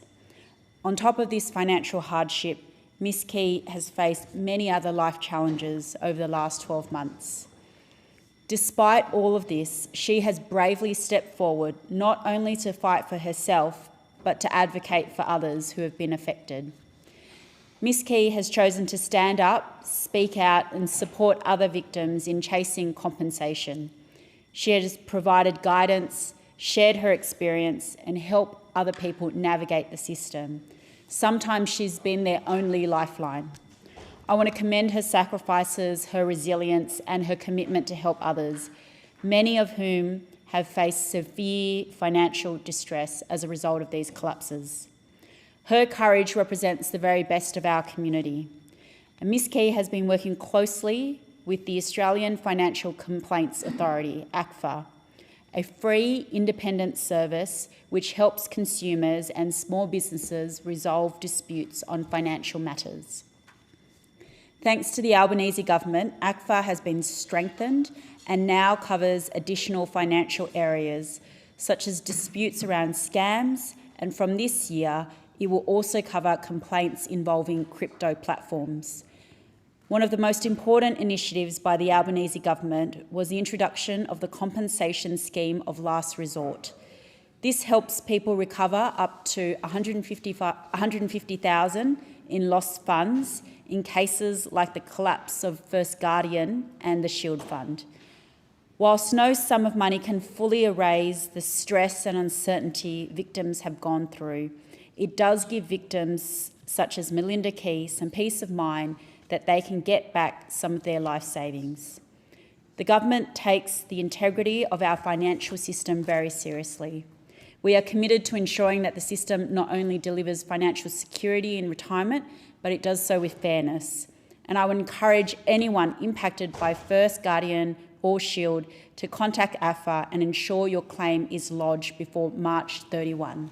I thank the member and I call the member for Fadden. Thank you, Deputy Speaker. And today I rise to celebrate a wonderful occasion that we held recently at Gainsborough State School, where the Speaker of the House of Representatives, the Honourable Milton Dick MP, visited as part of the Australian Parliament Flag Roadshow. And I want to thank Principal Clay McCann and all of the school community for such a wonderful and warm welcome. We spoke with Year 5 and 6 students about the role of Parliament, the importance of democracy and why every Australian, no matter their age, should know that their voice matters. Students were very engaged and, interestingly, we were able to unfurl one of the flags that sits on top of the Parliament House inside the school hall. And, of course, it's the same size as a double-decker bus, which was quite impressive for the students. The interesting thing was the vote in relation to whether or not pineapple should be on a pizza. And I would like to record for the history books that apparently the first ever dead heat was held. It was 99 votes all, and I was given the great honour by the Speaker of the casting vote. Now, do not mention this to the Premier of Queensland. Just keep it between us in this room. But I said that pineapple should be on pizza, and so, of course, that side won.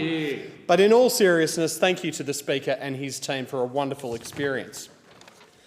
Deputy Speaker, I rise today to pay tribute to the wonderful community event that is the Paradise Point Park Run. On the weekend, they marked their 500th event, and I am very proud of this one because back when I was in the local council at the Gold Coast, we started this event on the 17th of October 2015. So all these years later, it's still going strong and getting hundreds of participants each week. It's a great community event and I'm so very proud of it. Deputy Speaker, on Friday last week I attended the Arundel State School Leadership Induction Ceremony. I was joined by my state colleague, the Honourable Sam O'Connor, and by local councillor Joe Wilkinson for what was a very great event for our local students to recognise their leadership that they will offer this year. Now, this doesn't happen without some serious work behind the scenes by the staff. So to Principal Landon Dare and to Deputy Principal Bridget O'Donnell, thank you so much for getting these students ready for leadership, and I was very proud to be there to hand out some badges and certificates. Deputy Speaker, last week I had a visit to Parliament House by one of my local schools. King's Christian College from Pimpamar visited my office as part of their recent tour to Canberra, and I was joined by a round table of grade 12 executive captains together with one of their deputy head of high schools, Mr Ralph Delamere, and it was great to discuss with them the importance of Parliament and the leadership that they can offer. I thank the member and I call the member for Bean. Deputy Speaker, I rise today to highlight the work of Michelle Taylor, Group Leader of Lake Tuggeranong Sea Scouts, who has worked in our community for over 30 years, taking on many roles and been a leader for hundreds of youth members. Acting Chief Commissioner of Scouts ACT, Daniel Bartlett, summed up her work best, telling my office that Michelle is someone who's truly passionate about scouting. She's exceptionally keen to get her group out on the water, practising sailing, canoeing and kayaking on Lake Tuggeranong, and competing with other Canberra-based and interstate groups at the Tri-Lakes and Sirius Cup events, and also sharing these experiences with other groups from across Australia at the Governor-General's Camp in 2024. She's also a keen organiser of branch-wide events such as the recent Cub Cars event, partnering with volunteers from South Canberra Veterans Shed who helped Cubs with woodworking and finishing to get their cars track ready. And she was also the contingent lead for the ACT contingent to the 26th Australian Jamboree at Maryborough, Queensland in January 2025. This involves setting up and managing a team to prepare and coordinate 314 leaders and youth participants for their journey to get the most out of their experience to come home safe and sound, muddier but wiser from this once-in-a-lifetime event. Thank you, Michelle, on behalf of the Bean electorate for all the work you've done in our community over decades. Deputy Speaker, there are people across my community who've lived extraordinary selfless lives, and today I want to shout out to one of those people. I recently had the opportunity to write to Nolene Scarlett to celebrate her 90th birthday. Nolene's family hails from Montrose, Scotland, with her father travelling here in 1925 before settling in Queanbeyan and running a local bakery. Nolene, alongside her husband Keith, had a corner store in Queanbeyan. From there she went on to work at the Queanbeyan Golf Club. Nolene eventually came over to the better side of the border and worked with the Rugby Union Club at Barden as an office clerk and then manager. Nolene has also served our broader community with extensive volunteer work, including 39 years with the Quota Club Queanbeyan. She served on the committee responsible for the start of Meals on Wheels in the region and the committee responsible for the start of the children's kindergarten in Harris Park. After living in Curtin for many years, Nolene has now settled in the best part of the region, Deputy Speaker, the proper south of Canberra in Monash. Thank you, Nolene, for everything you've done for our community right across the region, and I look forward to writing to you on your 100th. Thank the member for Bean and I call the member for Wright. Thank you, Madam Speaker. And across my electorate, the largest contributor to GDP in mine is certainly agriculture. And I just wanted to give a shout out to those farmers, graziers, service station people, our fuel supply wholesalers and distributors who've taken the time to reach out to me personally and just to share the level of despair that they are experiencing at the moment as a result of the fuel shortages.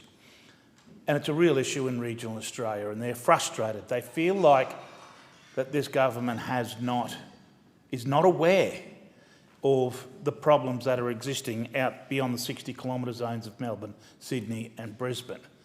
But these are real problems confronting regional Australia, regional Queensland.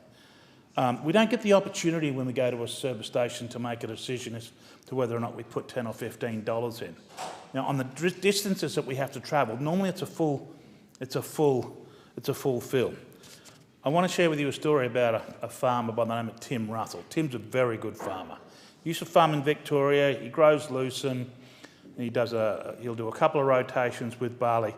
An exceptionally disciplined grower. And Tim has been disciplined because he's tried a planting window for him to be able to get his crop in the ground.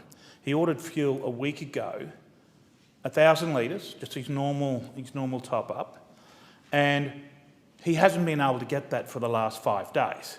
Today he rang me. I said, mate, ring your supplier again. Ask him what's going on, because when I'm here in the Parliament, I'm being reliably told by the Energy Minister that the boats are arriving on time and that the fuel is coming into the terminals. And so he rang his supplier, who's an independent who buys on the spot market, and said, can I get my 1,000 litres today? And he said, no, you can't. No, you can't. Which is odd, but he was offered 300 litres. And the supplier who gives him the fuel said he had been in the industry for 45 years and had never seen it this bad. So my question is to the Parliament, why is it that we've got this panic buying on? And there's no doubt that there is panic buying. And I think the optics of having the first 5 independent service stations, and there's been many across my electorate, Arachula, Walloon, Forest Hill, Boona, Bow Desert, service stations where you go to fill up and there is no fuel. Can I tell you, that creates the panic. It creates the panic. So if we remove the panic by getting the terminals to release the so-called fuel that they've got, the problem disappears. It's not complicated, and I'm going to the Minister now to have this conversation with him. I thank the member, and I call the member for Leichhardt. Thank you, Deputy Speaker. As part of my work in the community, I welcome in work experience kids to my office. They spend the week, they shadow me, they occasionally answer the phones, they occasionally write letters, but one thing I get them all to do is to help me write a speech. My last work experience kid was Sania Aurora. She attends St Monica's College. She's 15 years old. Her parents migrated from India when she was just a small child. She remembers a bit of India, but Cairns is her home. She is clever and driven. It was a pleasure to have her. This is her speech. I rise today to express sincere gratitude to the Prime Minister, members of Parliament, and to all those who serve within the House. Leadership carries great responsibility, and it is important that we pause to acknowledge the dedication shown by those entrusted with guiding our nation. Public service requires patience, discipline, and a deep commitment to the Australian people. Every decision made in the chamber reflects long hours of effort and a shared desire to build a stronger future. The progress of our nation has achieved is a result of the commitment and cooperation. Leadership and service continue to strengthen Australia and guide our nation forward. I also extend appreciation to the staff, advisors and community leaders who support and work in the Parliament. Their contributions are often made quietly and constantly and are essential to the functioning of our democracy. Australia continues to grow stronger through integrity, respect and service. In times of challenge and in times of progress, it is unity, respect and cooperation that move our nation forward. Today we recognise resilience and the commitment of those who lead with integrity and purpose. On behalf of the communities you represent, I say thank you for your service to Australia. Sania Aurora. And I read it and I was struck because it's easy to get lost sometimes in the cynicism, sometimes in question time.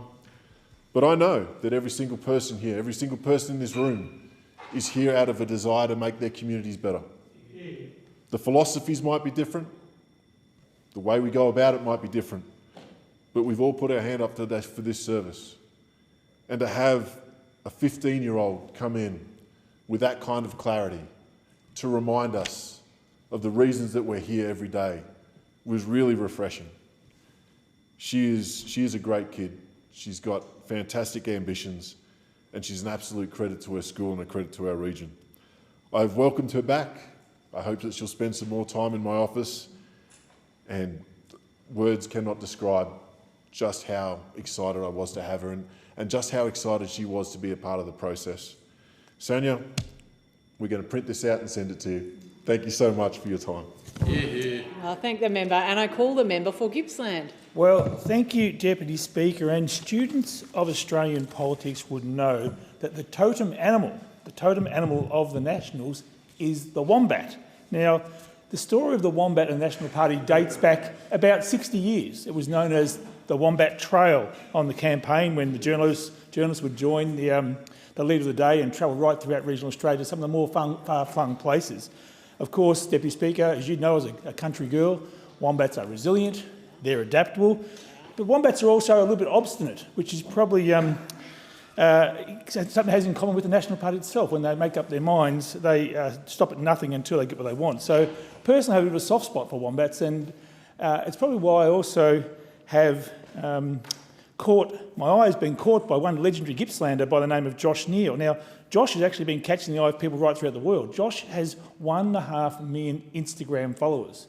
He's known as the bloke who saves the wombats in Gippsland. Now, 1.5 million Instagram followers for Josh is quite extraordinary, because along with his wife, Amber, and his daughter, Ashley, he is somewhat of a self-styled wildlife warrior.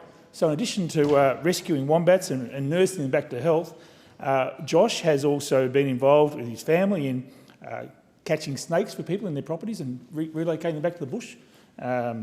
Emus, birds of prey, kangaroos, wallabies, you name it, any native Australian animal that has been injured, perhaps by vehicles or had another altercation with another native animal, Josh will get the call and he'll go out and rescue that animal and nurse it back to health. And he is a deeply authentic Gippslander, Deputy Speaker. I'm sure you've probably seen a couple of his videos. He's a tradie by day and by night, he works night shift, but he's quite an unlikely looking character. When you see him on his Instagram page, you'll know what I mean. He has dreadlocks down to here, tattooed. He looks like a reserves player for the Boysdale-Borrolong Football Club. In fact, he is a reserves player for the Boysdale-Borrolong Football Club, was part of their premiership team last year. So he's a very authentic Gippslander and also a very humble fellow.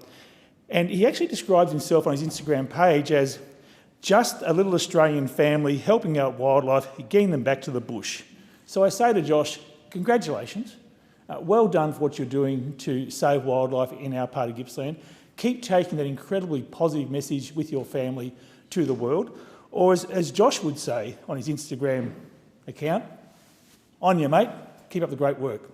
Thank the member. And before I call the next member, I too love wombats, but just a reminder to all members about props in the chamber, and I call the member for Banks. Thank you, Deputy Speaker. In my first speech to the House, I spoke about my passion for education policy and ensuring that all students have access to the opportunities that a quality education affords. This is why I was so pleased to hear the update from the Minister for Education in the House last week that confirmed this government's education policies are making a difference for students across our country, including my electorate of Banks. As the Minister laid out, for the first time in years, the number of students completing high school is going back up. This improvement hasn't been driven by growth in just one area. It is across the board, regardless of gender or whether they study at a public, independent or Catholic school. More of them are completing Year 12. As the Minister noted last week, finishing high school is more important than ever. But this is not just for the individual, but for the Australian economy as well. As the Australian Universities Accord reports, in order to meet the demand for skills in the years ahead, the proportion of people in the workforce who hold a certificate, a diploma or a degree needs to rise to about 80%, meaning finishing high school is just the first step. Deputy Speaker, in my electorate of Banks, I hear from so many parents who tell me that they want their children to receive a quality education and access all the opportunity that comes with it. The Better and Fairer Schools Agreement is this government's answer. With the biggest new investment in our schools by an Australian government ever. tied to genuine reforms of teaching practice and complementing programs like the School Upgrades Fund, which supported 9 schools in my electorate of Banks. It should be noted, Deputy Speaker, that when this Labor government came to office, each of these metrics, Year 12 completion, school attendance and teacher shortages, had been getting consistently worse. The all too predictable consequences of the former Liberal government ripping $30 billion out of public education. But this Labor government is turning the corner. With rising school attendance, rising Year 12 completion, more school teachers and more people enrolling to become teachers, parents in my electorate know that they have a government that believes in the power of education and is making the important investments needed so that every student across the country, including in Banks, can realise their full potential. I thank the member and I call the member for Groom. Thank you very much, Speaker. Sadly, Speaker, my office has received multiple reports of fuel supply shortages right throughout our area. 2 petrol stations on Taylor Street no longer serving. Wairima capped at 60 litres per customer. Just heard on the radio Chris Smith saying that Dalby is out of diesel. Have to confirm that, of course, Speaker, but this is a real concern for us. We've got the sorghum harvest just around the corner, about to get started. People trying to secure the fuel they'll need to do that, to recover their costs. Hopefully make a little bit more than that, Speaker. It's a huge issue in my electorate. My electorate, of course, was one of the electorates, one of the areas that the Minister for Energy couldn't identify today in question time when he was asked where are the fuel supply shortages. Couldn't identify it, Speaker. And what we heard today was the Minister intends to play a very hands-off approach to dealing with this issue.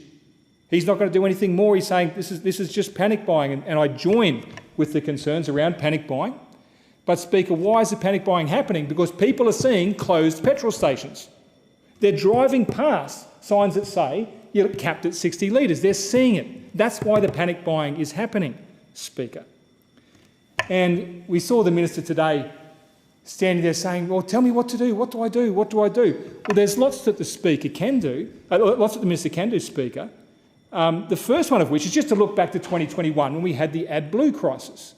When we were in government, we saw there was a shortage of AdBlue playing out in certain parts of Australia. We worked with the ACCC to relax some of the provisions of the Competition and Consumer Act to make sure that we could work together across Australia to get that AdBlue where it was needed so that our farmers and our truckers had what they needed to keep Australia moving.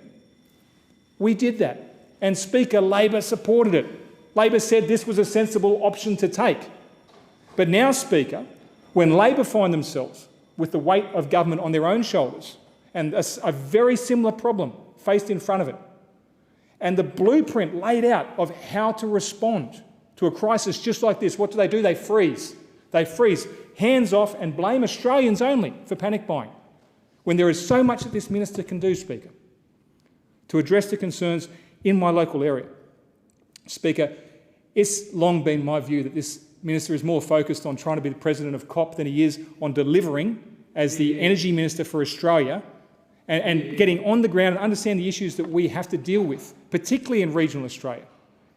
Energy is the economy, and this economy runs on diesel. And that's the truth of Australia's setup. And the longer this goes on, Speaker, the more concern there will be in communities like mine, like many of my colleagues, and I'm sure, as we heard today, even in Western Sydney, where there are fuel shortages, right next to the seat for the Minister for Energy. I suggest, Speaker, he goes out and puts his feet on the ground and sees what's happening in his own patch. I thank the member and I call the member for Werriwa. Thank you, Deputy Speaker. The Marsden family have been part of the fabric of the Campbelltown community for decades. Jim Marsden's parents, Guy and Tibby, were well known in the town as publicans. Nowadays, the Marsden name is synonymous with legal practice established by Jim's late brother John in 1968. Jim joined his brother in the practice in 1973. Jim Marsden was admitted as a lawyer in 1975 and celebrated 50 years as a solicitor last year. To recognise this milestone and Jim's significant contribution to the Law Society of New South Wales has bestowed life membership last Friday, the 6th of March. Jim has been recognised by the Law Society of New South Wales, acknowledging his outstanding contribution to the legal profession.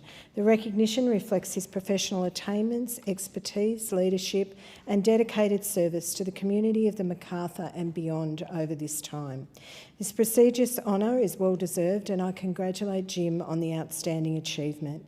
Jim is a committed family man, loyal to his community. Over the years, he's been involved in many charitable, civic and sporting organisations. Currently, he's on the board of the Ingham Institute, leading groundbreaking research to improve the health of locals in southwest Sydney. Jim has always been a generous supporter of any worthy cause in the region. The name the Marsden's Group is often acknowledged for their support from kids charities and cancer charities to sporting groups. In 2011, Jim was the winner of the Law Society President's Award for his pro bono work in our community. He was also awarded an OAM in 2013 for his continuing contributions. In 2017, Jim was awarded an honorary fellowship by Western Sydney University. He's also received the very special honour of being made a Campbelltown Ambassador at a function at the New South Wales Parliament House in 2018 in recognition for his efforts in promoting and supporting the Macarthur community. Over the course of his career, Jim has shown himself to be an outstanding practitioner, leader and mentor. Marsden Law Group is synonymous with excellence and that's largely because of Jim's leadership. Nowadays, Marsden Group in Campbelltown employs over 170 staff across 5 offices. It's more than a law practice, it's an institution.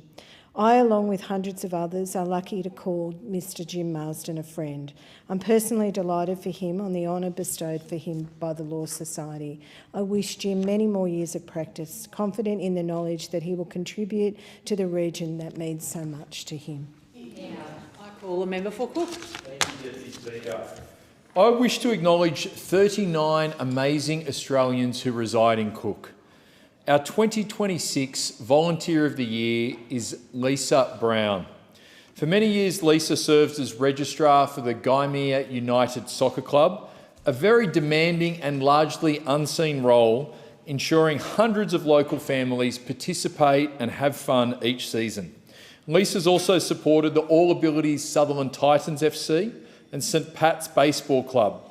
She gives back well beyond her family's involvement and continued the role decades after her children went through. Her dedication strengthened grassroots sports across the Sutherland Shire, reinforced a sense of belonging. There are now 3 people doing the job Lisa used to do at Gymea United. She's humble, serves without fuss and accepted the award without a speech. Well, Lisa, I will speak for you. Your community celebrates you and I celebrate you. From all the mums and dads right across the Sutherland Shire, thank you. Our 2026 Cook Young Volunteer of the Year of the Ward was Angus Cunningham. After facing cancer twice before the age of 12, Angus chose leadership over retreat. Through his book, Twice Before 12, and his advocacy, talking and mental health coaching, he's offered hope and reassurance to young families navigating serious illness. Angus speaks on mental health, showing courage, vulnerability and love for his family and friends, the very role model of a modern man. He now fundraises for charity and is an avid runner. Angus, the whole community of Cook is very proud of you. This year we also presented the inaugural Legacy of Lifetime Excellence in Surf Lifesaving Award to Warren Rennie AM. For almost 70 years, Warren has served surf lifesaving as a lifesaver, as a coach, as a referee, as an educator and as an administrator. He's been included into the Surf Lifesaving Hall of Fame, appointed a member of the Order of Australia and awarded the Medal of the Order of Australia. Internationally, Warren has been recognised as a Grand Knight in the Order of Lifesaving, the highest honour in the global lifesaving movement. Warren, you are a legend and thank you for what you do for our community. In sport, we honoured Alex Johnson, Dave Richards, Jodie Green, Katrina Sant, Maureen Crowther, Helen Hamilton Foster. We also recognised Luke Corey and Jared Biviano for community sporting development, Tracy Samet as a sporting trailblazer and Sandra Moss as a sports mentor. In surf lifesaving, we honoured Casey Diver Tuck, and for community leadership and fundraising, we recognised Timothy and Catherine Murdoch, Thana Akari. Thank you. Thank you, Member for Cook, and I call the member for Patterson. Thank you, Deputy Speaker. We all know in this place we couldn't do our job without our team. They are the engine rooms behind us all. So it was with incredible sadness and shock last year that I received a message advising me that one of my team members had suddenly and most unexpectedly passed away. I am speaking about Linda Ann Coleman. She was 65 and she was affectionately known by her family as Lindy Ann from Queanbeyan. Linda was born and bred in Queanbeyan, and she was one of those people who was a gem from start to finish. She was a stalwart of the Australian Labor Party, and she was old-fashioned Labor, where she believed in a hard day's work for a well-earned pay, and she also loved, though, a very cold espresso martini. Linda came to work for us 5 years ago. She had worked for the former member for Eden Monero, Mike Kelly, and when I phoned Mike to tell him of her passing, he too was deeply shocked and saddened, and he said, "Mate, she was a massive part of my show." She'd worked for him for around 15 years, and he had a lot of responsibility, particularly in defence, and I know Linda played a pivotal role in that. Around 5 years ago, Linda decided to step back a little bit from the political staffer life and retire to Port Stephens because she loved scuba diving. But she couldn't give it up completely, not the diving, the political staffer life. And so she came to work for me part-time. And really it wasn't ever part-time because she was always on the emails at home and she was always just a phone call away when I invariably would forget a password or someone needed the code for the lock on the door. We had a little sign and it said, "If you can't remember your code, phone Linda." She was the keeper of all of the secrets and all of the important information. She did all of my financials. She kept the wheels turning in our office. So you can't imagine the shock that we all felt in hearing that she had been diving in her beloved Port Stephens and had had a very sudden medical episode. And so we were all terribly shocked on the 8th of November. It was a Saturday and I'll never forget when I got that message.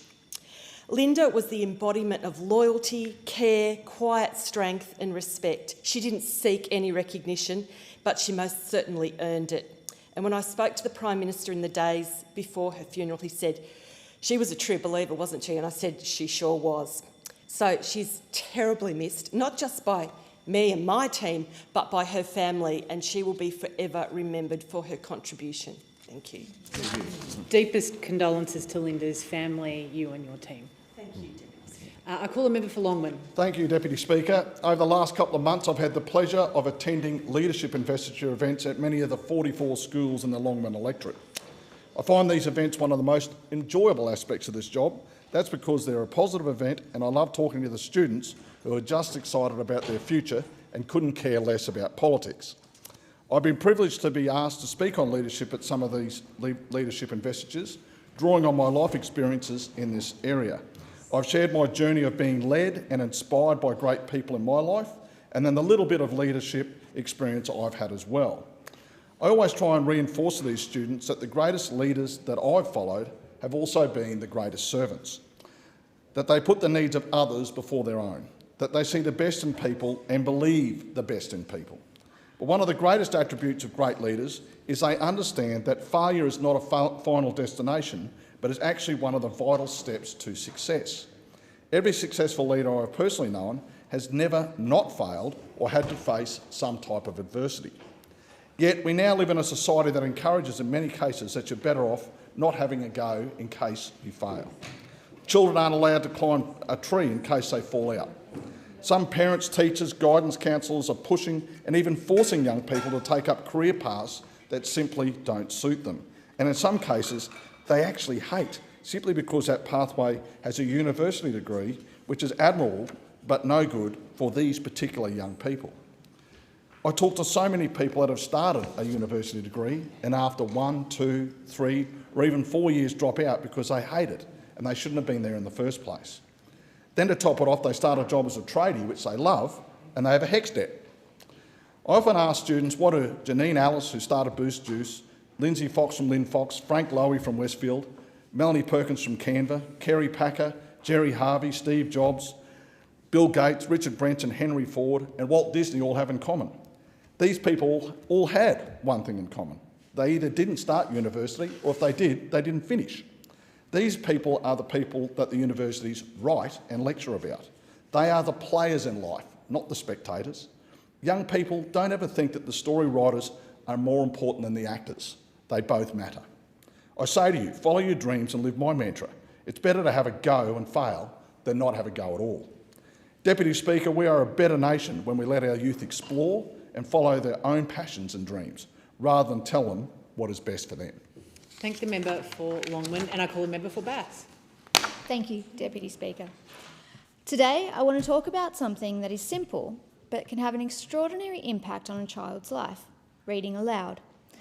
Before entering this place, I worked as a teacher and spent many years supporting students through literacy intervention, right from prep right through to Year 12 and beyond. Through that work, I saw firsthand the difference that early exposure of books and stories can make. Children who grow up hearing stories, language, and conversation arrive at school ready to learn. But children who miss those experiences can spend years trying to catch up. And the research in Australia is very clear.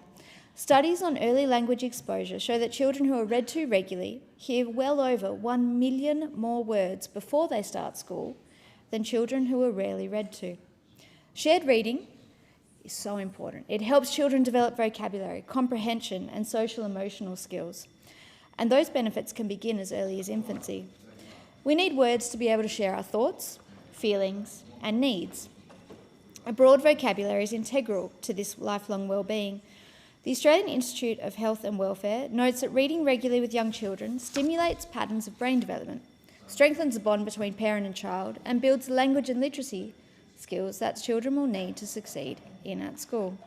We also know that Australian children value this time.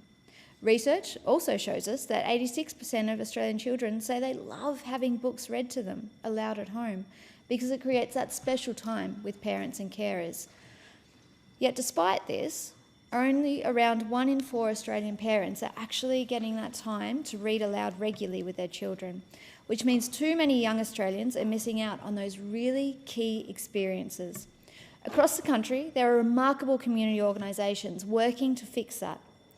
Our local library groups, absolutely fantastic, and groups such as Toast for Kids, Rosie's Reading and Toowoomba Lighthouse are helping families access books and encouraging parents and carers to read with children every single day.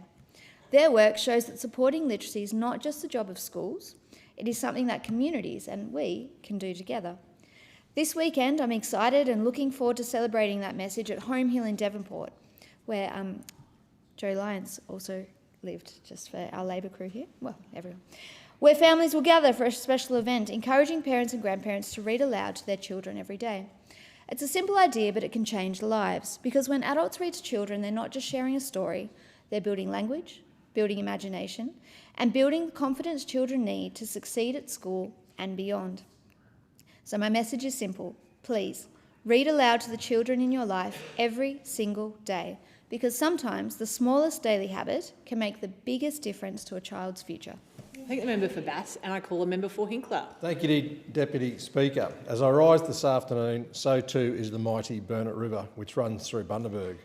Homes and businesses have begun to be inundated and more are under threat as the Burnett is expected to peak at a major flood level overnight tonight, at a level similar but hopefully lower than we experienced in December 2010.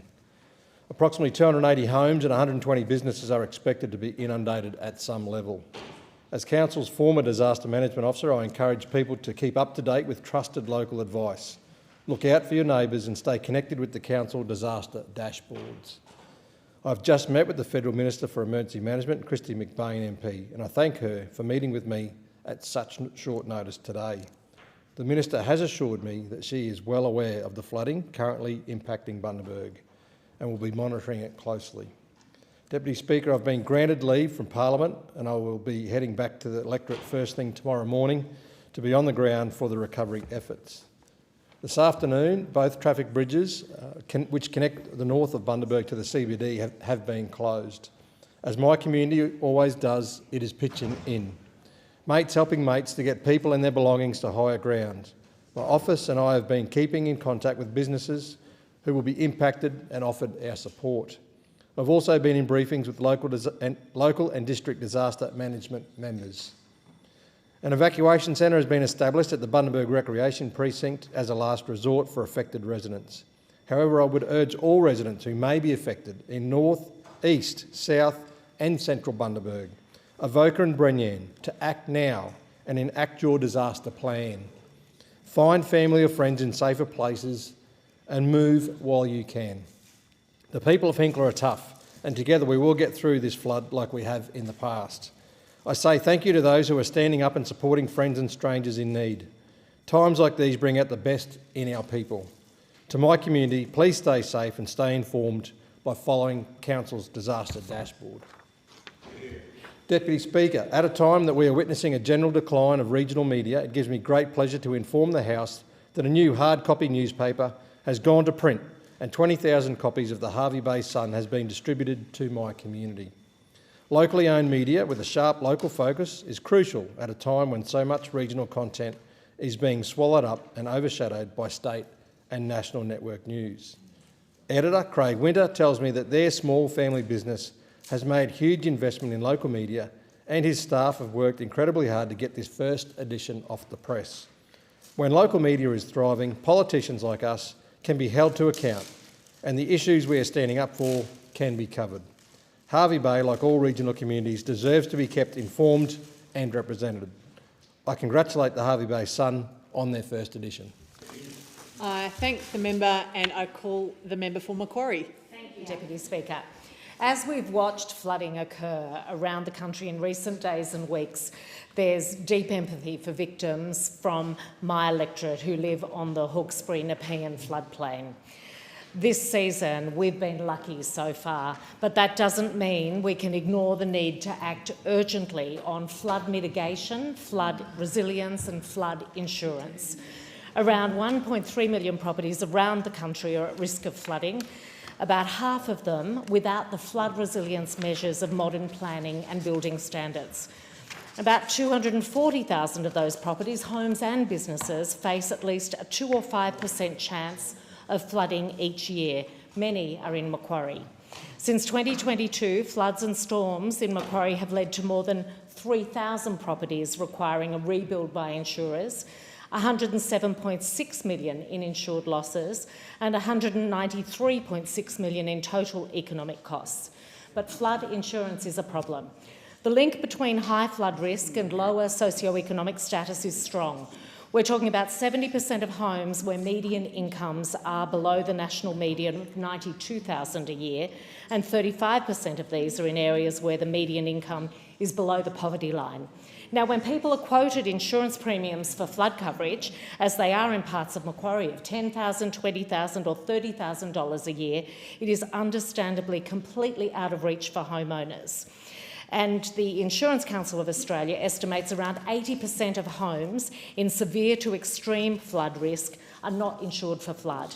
Now, this is something we have to tackle head-on as a government, but we can't do it without the industry. We've started the work through the Hazards Insurance Partnership, the HIP, and the government established that in 2023 to look at solutions for easing pressures on insurance premiums. In addition, I've worked with insurers exploring and learning more about models used elsewhere. I can say no single country has nailed this. The Albanese government's also created the Disaster Ready Fund in 2022, dedicating $1 billion over 5 years for investment in disaster mitigation. But I want to see a greater focus on flood defence, especially for my region, and we await the New South Wales Government's Hawkesbury-Nepean Valley Disaster Adaptation Plan to understand their priorities. I stress again that there is urgency to acting on flood risk and flood insurance. This is not just an issue for Macquarie, it's for every one of those 1.3 million properties at risk of flooding and already or at risk of being priced out of insurance. It's also a reality that those without insurance will turn to the government of the day for support should the worst happen. Our role should be to find a pathway to help people who live in floodplains have the financial resilience to cope with the inevitability of a flood. Thank the member for Macquarie. There being no further in accordance with Standing Order 193, the time for members' constituency statements has concluded. I call the clerk. Government business. Next order of the day. Parliamentary Frameworks Legislation Amendment Reviews Bill 2026, resumption of debate on the second reading. The question is that this bill now be read a second time.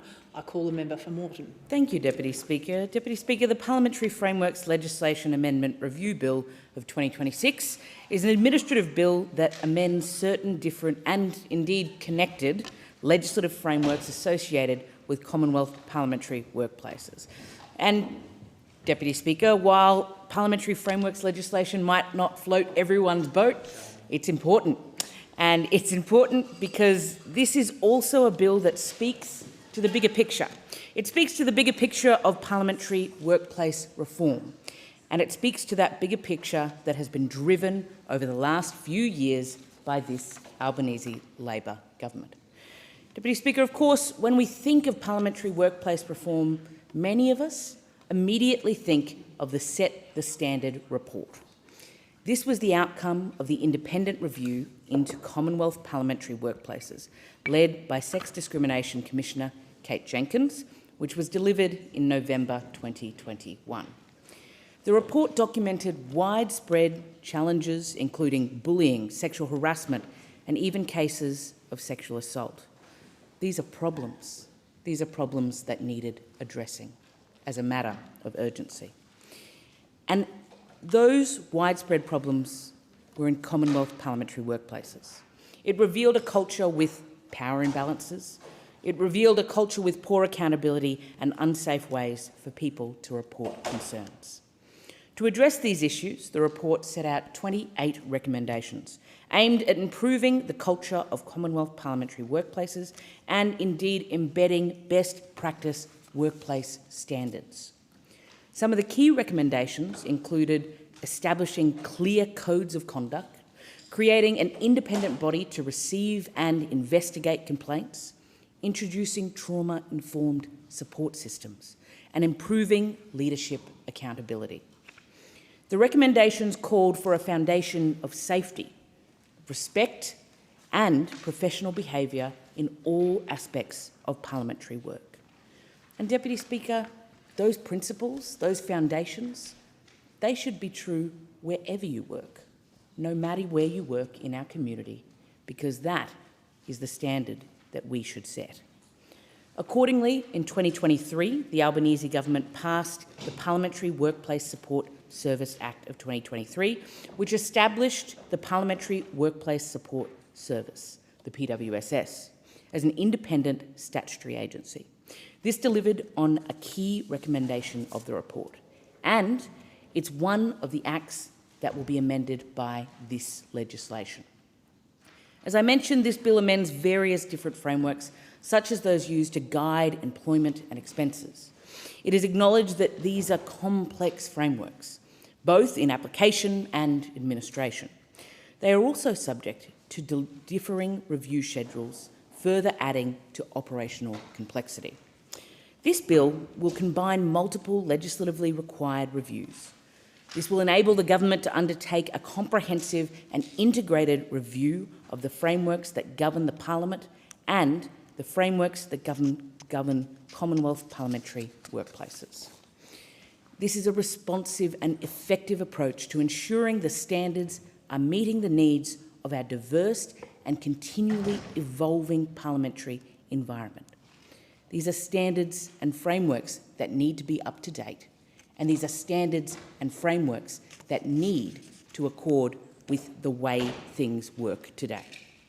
It will also ensure that these structures remain fit for purpose, support best practice governance, and reflect the expectations of a contemporary workforce and a contemporary community.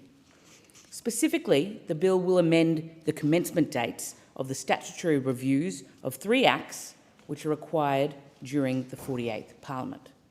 1, the Parliamentary Workplace Support Act of 2023. 2, the Members of Parliament Staff Act of 1984. And 3, the Parliament Business Resources Act of 2017. The amendments will mean that the required reviews can be carried out concurrently, but also maintain the flexibility to be reviewed separately. Deputy Speaker, these are the acts that underpin the parliamentary environment that we sit in right here today. They provide the interdependent set of legislative and administrative frameworks that regulate how resources are provided to parliamentarians, how their staff are employed, and what services and supports are available to enable members and senators to carry out their democratic responsibilities effectively. Put simply, these frameworks make this place tick, and these frameworks are administered by multiple entities, each contributing to the delivery of support and guidance for parliamentarians and their staff across Australia. The Parliamentary Business Resources Act establishes the core legislative foundation for how public resources are allocated and used by parliamentarians in the course of their official parliamentary duties. It sets out the rules, sets out the principles and accountability mechanisms that govern the responsible use of public funds and ensures that parliamentarians are equipped to fulfil their roles while also upholding the highest standards of integrity and of stewardship. The MOPS Act and the PWSS Act regulate the employment of staff who support parliamentarians in carrying out their parliamentary duties day in and day out. These are the people who give up their time to ensure that democracy gets done. Specifically, the MOPS Act provides the legislative basis that enables parliamentarians and office holders to employ staff on behalf of the Commonwealth. It was amended in 2023 to ensure the employment framework remains effective and aligned with modern workplace conditions.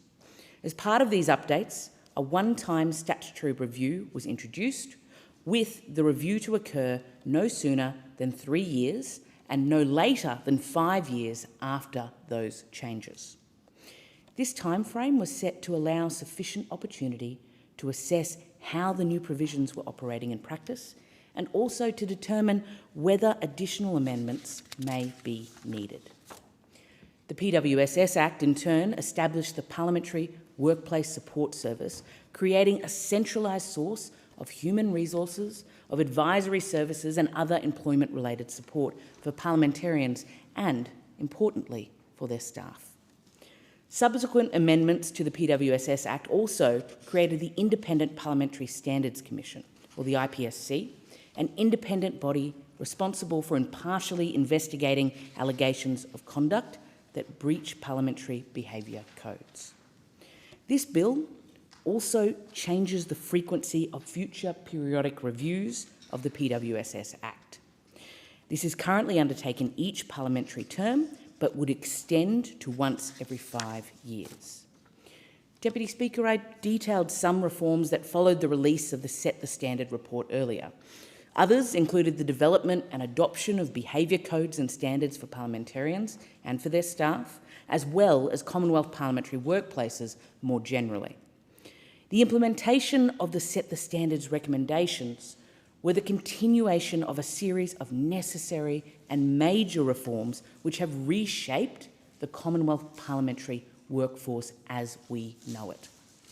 This includes the establishment of the Commonwealth Statutory Authority, Independent Parliamentary Expenses Authority, IPEA, in July 2017. The establishment of IPEA marked the most substantial reform to the management and oversight of parliamentarians' work expenses in more than 25 years, signalling a major step towards improving accountability and improving transparency in this area.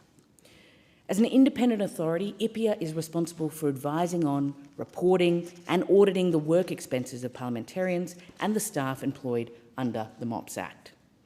IPEA's functions are broad and they're designed to strengthen integrity in the administration of public resources.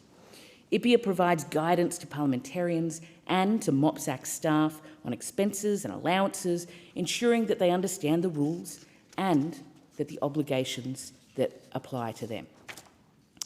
It monitors the expenditure of both parliamentarians and their staff and prepares regular public reports. And in addition to that oversight and reporting, IPEA conducts audits of all categories of work expenses and allowances, reinforcing public confidence in the proper use of Commonwealth funds. It is also responsible for processing claims, ensuring they are administered consistently, transparently, and in accordance with legislative requirements. Deputy Speaker, this bill is supported by a commitment from the Albanese Labor government of $7.5 million over 2 years from 2025 to 2026 to implement a review with the purpose of ensuring the frameworks governing members, governing senators and governing staff are fit for purpose. The Parliamentary Frameworks Legislation Amendment Reviews Bill means the required reviews of the PWSS Act, MOPS Act and PBR Act can be captured into a review of all legislation, departments and agencies associated with Commonwealth parliamentary workplaces falls under. It will enable a holistic review of the Commonwealth parliamentary workplace system, navigating the complexity of the different frameworks and providing recommendations to ensure the standards in Commonwealth parliamentary workplaces meet the community expectations and meet the expectations that Australians hold of all of us. Thank you. I call the member for Maribyrnong. Thank you, Deputy Speaker. On any given day when this Parliament is sitting, there are upwards of 4,000 people inside this building. A quarter of these people are employed under the Members of Parliament Staff Act, and more than half of these 4,000 people are supported by the Parliamentary Workplace Support Services Act. When you walk into this building during a sitting week, you're greeted with an ecosystem that is unlike any other. It feels like its own city within a city, with many siloed departments. Because of this, at times, some have lost sight of the fact that this building may be the home of democracy, but it is, and first and foremost, a workplace for thousands of Australians. It is the responsibility of this Parliament to never forget this fact. Deputy Speaker, the Set the Standard report, commissioned by Kate Jenkins, did not appear out of nowhere. It emerged from the lived experiences of staff that endured cultures that were, at times, toxic and harmful. It was a moment of reckoning for this Parliament, a recognition that for too long, some of the people who keep this place running felt invisible, unsupported and unsafe. When we talk about the people who work in this building, I want to be clear about who we are talking about. We are talking about the staffer who flies across the country with their MP to serve their community. We're talking about the House and Senate staff who ensure that proceedings run smoothly no matter how late the sitting goes. We're talking about the security officers who keep this building safe, the cleaners who begin work long before many of us arrive, the catering staff who keep the building running, and the advisors whose work underpins the decisions made in this chamber. All of these people find themselves working long hours in a high-pressure environment. The Parliament asks a great deal of them. It is only right that the system designed to support them are fair and fit for purpose. One of the most significant outcomes of the Jenkins review was the establishment of the Parliamentary Workplace Support Service, PWSS. The PWSS represents a fundamental shift in how this Parliament responds when things go wrong and the education required to change culture. It is a dedicated, confidential, trauma-informed service designed to support staff navigating difficult situations. Since its establishment, the PWSS has assisted hundreds of people, providing advice, mediation, and in some cases, complex case management. For many staff, it has created a pathway to raise concerns that previously would have felt impossible. The PWSS does important work to support parliamentary workplaces that are made up of multiple workplaces, each with their own cultures. They are populated by people who work under multiple different employment arrangements and who do not report to one central agency. Crucially, Deputy Speaker, we must remember that this ecosystem extends far beyond the physical footprint of this capital. It reaches directly into electorate offices like mine in Moonee Ponds and into every single community across the country. The staff in our local offices are often serving as the first point of contact for Australians who are vulnerable or in distress. Every day they manage heavy, emotionally taxing casework and work tirelessly to resolve local issues. They do all of this while being geographically isolated from the immediate resources of Canberra. These local teams face a distinctly different set of daily workplace pressures and safety risks compared to those working in this building. Yet they are employed by, governed by, and entirely reliant upon the exact same central legislative frameworks. If the systems meant to protect them are fragmented or misaligned, it is these staffers who are most at risk of being left behind. That complexity is precisely why this legislation is necessary. Deputy Speaker, the work that has gone into changing the standards of this complex ecosystem cannot continue to be reviewed in isolation. Currently, the laws that govern this building are on different review cycles. This creates a patchwork of oversight. We review one law while another is mid-cycle, meaning we never really or truly see how they interact on the ground. This bill changes that. It aligns the statutory reviews of these three acts so they can be conducted as one holistic review during the 48th Parliament. Why does this matter? Because the staff who work in this building deserve to be supported, have access to adequate resources and be given real job security. The MOPS Act outlines their employment, the PWSS Act is a support and learning system, and the PBR Act are the resources some use to do their job. You cannot review and fix one without understanding the others. As part of the recent MyEFO, our government committed $7.5 million to support this comprehensive review. We do not see this as a bureaucratic tidy-up, but a major investment in ensuring these frameworks are fit for modern, diverse and evolving workplace. This bill also extends the frequency of future periodic reviews of the PWSS Act from every parliamentary term to every 5 years. Now, this does not make the review less frequent, but it provides stability, which helps continue the deep cultural change, the kind we are trying to achieve, the time it needs to bed down. By moving to a 5-year cycle, we give these reforms the space to actually work before we pull them apart again to see if they are functioning.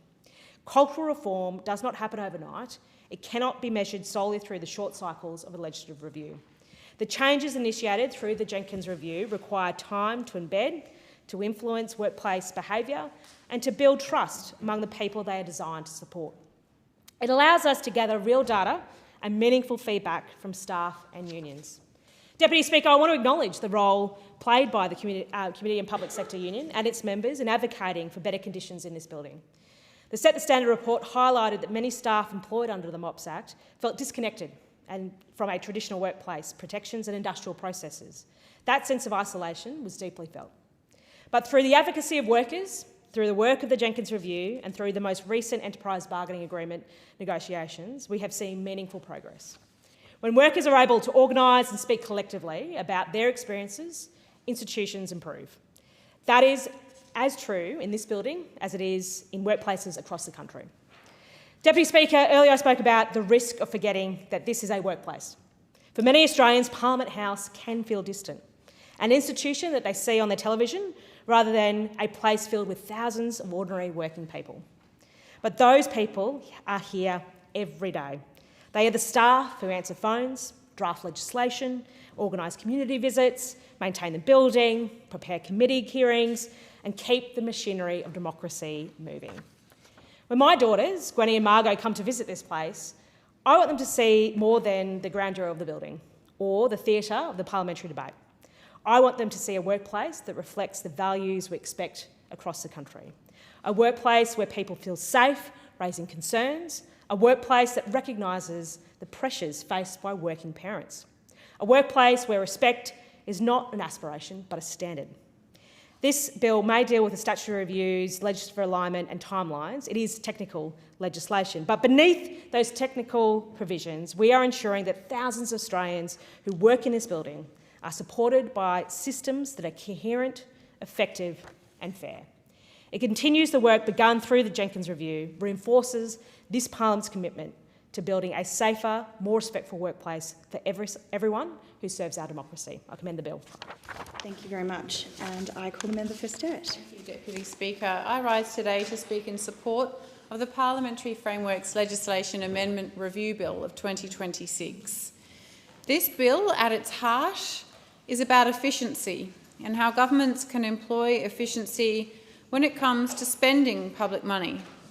Governments are tasked with spending public money, and their overriding duty is to spend responsibly, which means that they must spend that money in service of the public good.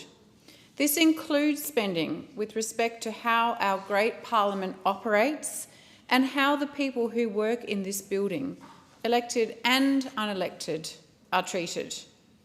The efficient use of maximum available resources to create a dignified workplace is therefore a key driver behind this bill.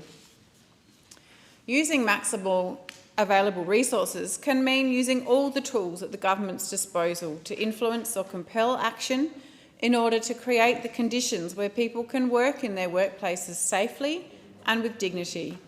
And this could mean, for example, using legislative or policy tools to ensure that employers provide decent working conditions for employees, which again is what this bill goes to the heart of.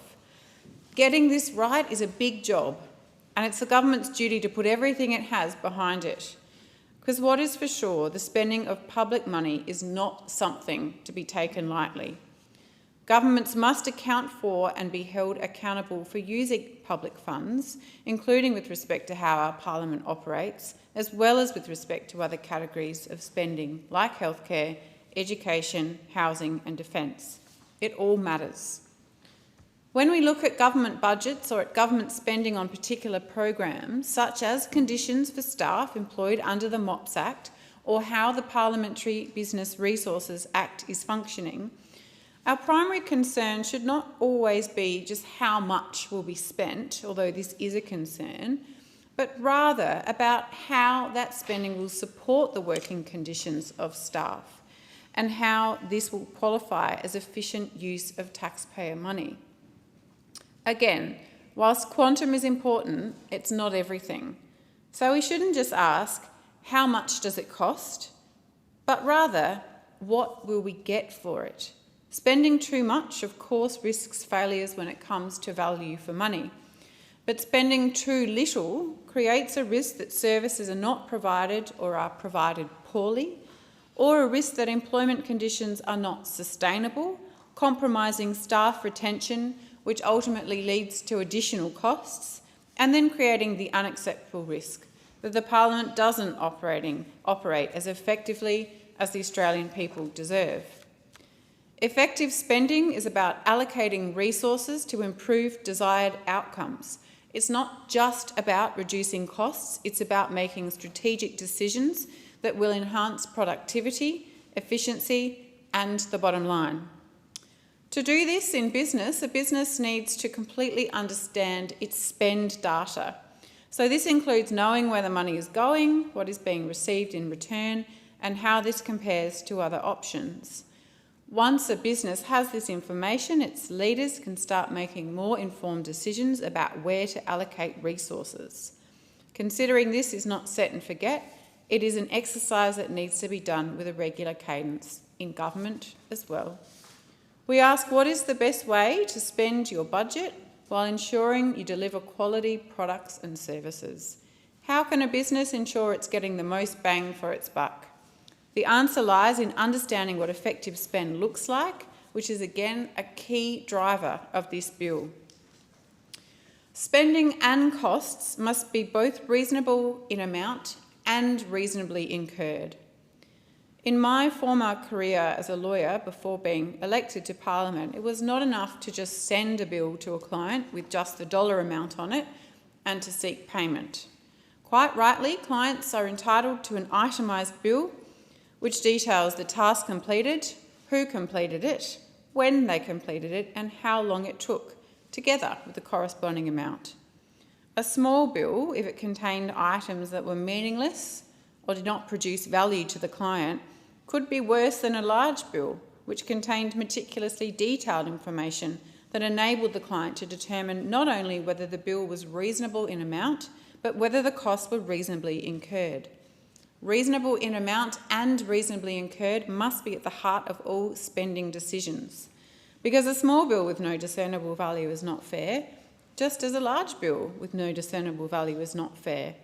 Any bill with no easily identifiable value for money cannot be acceptable. So effective spend management is more than just cost saving. It's about making smart expenditure decisions that will improve productivity and efficiency. Spend efficiency methodology is part of this as well, because it helps ensure that businesses and governments make the most of their time and money when they acquire goods and provide services. Efficient spend is achieved through data-driven strategies like cost optimisation, spend visibility, and examination of personnel, and of course competitive bidding. Then we have probity. Probity and conflict management in government spending, in the operations of Parliament and in the parliamentary workplace is critical. Probity is much more than just avoiding corrupt and dishonest conduct, and conflict management is more than just avoiding actual conflicts of interest. Probity involves proactively demonstrating that a process, including a process of review, is robust and that the outcome achieved through that process is beyond reproach. It's about acting in such a way that there can be no perception of bias, influence, or lack of integrity. Probity is a demonstration of ethical conduct that often exceeds legal requirements. Probity in decision-making, particularly the exercise of decisions regarding the use of public funds, must always be business as usual. Integrity and impartiality, promoting the public good, commitment to the system of government, and accountability and transparency are key elements of this, as is ensuring that value for money is achieved in an environment underpinned by ethical behaviour and fair dealing. Probity is the evidence of ethical behaviour and can be defined as complete and confirmed integrity, uprightness and honesty in a particular process. It should not, however, be used to justify avoiding reasonable discussion with stakeholders or to fail to engage with innovation, new ideas and new solutions as part of a review process. The level of detail and formality in providing information should be appropriate to the risk of the task at hand and the breadth of the desired outcome that will be reached once the task is completed. So probity and spending efficiency are key factors that will be taken into consideration when examining the MOPS Act, the PWSS Act and the Parliamentary Business Resource Act. It's important because these are the pieces of legislation that facilitate the operation of our Parliament and the conduct of parliamentary business by elected members. Taxpayer money funds this, so regularly measuring the effectiveness of this legislation, testing whether spending that takes place to facilitate the operation of all of those pieces of legislation is both reasonable in amount and reasonably incurred, and examining whether the processes used to carry out those tests have been underpinned by the highest standards of probity is essential. Now that we know that parliamentarians and their staff experience complicated employment and expenses frameworks, they are complex, they're often difficult to apply, they're often difficult to administer, they require dealings with many departments and agencies relating to the Parliament, and the roles of people who work in those agencies are often difficult to understand and fit within the system. If the system is not understood or is it hard to operate efficiently, then it's hard to find efficiencies. And it's hard to know whether the system is fit for purpose. So after a series of reviews across some parts of the parliamentary workplace in recent years, this bill seeks to join up multiple legislative required reviews so that the government can complete a holistic review of the frameworks that govern our Parliament to ensure they are fit for purpose for a modern and diverse and evolving parliamentary workplace. The bill seeks to amend the commencement dates of the statutory reviews of the PWSS, Members of Parliament Staff Act and the Parliamentary Business Resources Act, so these reviews can occur at the same time. The bill will ensure that the reviews of those three acts can be combined into this larger review of all legislation, departments and agencies interacting within the parliamentary workplace. Each of these pieces of legislation plays a critical role in supporting parliamentarians and supporting the Parliament. Firstly, the PBR Act established the legislative framework for the provision and use of public resources by parliamentarians in connection with their parliamentary business. The periodic independent review of the PBR Act is aimed at ensuring that the Act continues to meet its objectives of improving the accountability and transparency of parliamentary work expenses, which are funded by the taxpayer and which must be efficient and effective, reasonable in amount and reasonably incurred. Then secondly, the provision of staff to assist parliamentarians with their parliamentary business is governed by the MOPS Act and the PWSS Act. The MOPS Act establishes the legislative framework for parliamentarians and office holders to employ people on behalf of the Commonwealth, and the PWSS Act established the Parliamentary Workplace Support Service, known as PWSS, to provide centralised human resources and other employment-related support to parliamentarians and their staff. The periodic review of the PWSS Act aims to ensure that the performance of the PWSS and the underpinning legislative framework are operating effectively to further the objectives of the PWSS on a regular basis. Combining these reviews within a broader review of all the systems and frameworks that govern Commonwealth parliamentary workplaces provides an opportunity to test and measure how the recent reforms other members have spoken about are performing, to make absolutely sure that the legislative frameworks supporting parliamentarians and the Parliament continue to be fit for purpose and accord with community expectations. Incorporating the PWSS Act, MOPS Act and PBR Act statutory reviews within the broader review of the systems and frameworks will enable an integrated examination of these statutes, which will not only reduce the risk of contradictory outcomes, but examine the entire parliamentary legislative infrastructure as a whole. So let's look at it. Is the system working for those who use it? Is it working for those who fund it? Is it fair? Is it sustainable?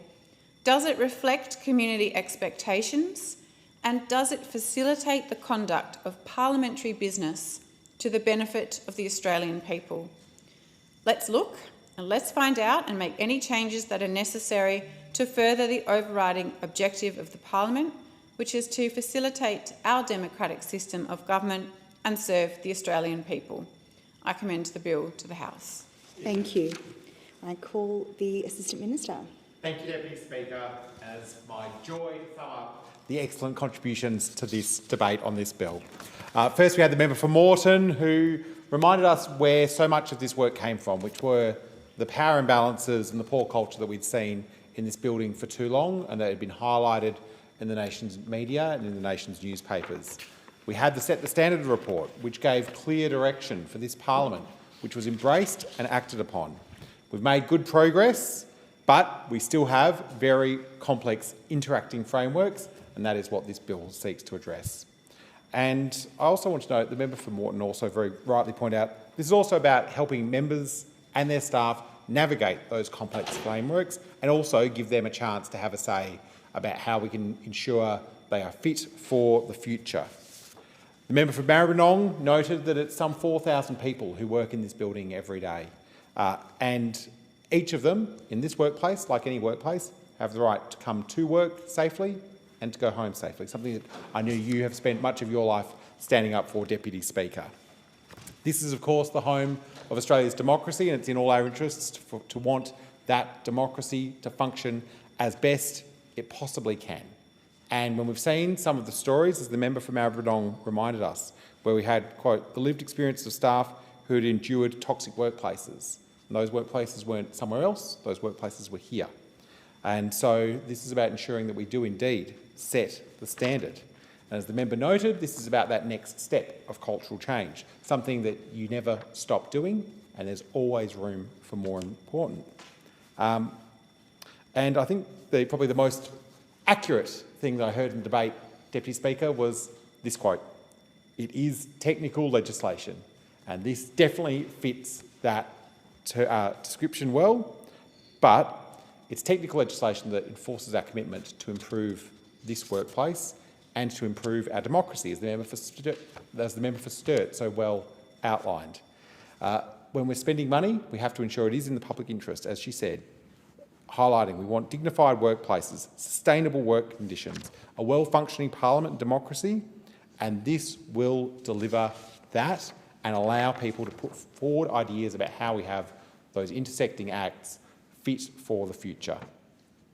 In conclusion, Deputy Speaker, the Parliamentary Frameworks Legislation Reviews Bill 2026 would amend the Parliamentary Workplace Support Service Act 2023, Members of Parliament Staff Act 1984 and the Parliamentary Business Resource Act 2017 to allow the statutory reviews of these acts to be combined as part of a holistic review of the systems and frameworks that govern Commonwealth parliamentary workplaces, combining the three statutory reviews within a broader review of the systems and frameworks that govern Commonwealth parliamentary workplaces will provide an opportunity to examine these acts in a holistic way and to ensure the frameworks continue to be fit for purpose. And it will also ensure the frequency of future periodic reviews of the PWSS Act and the PBR Act to allow them to be combined or conducted separately.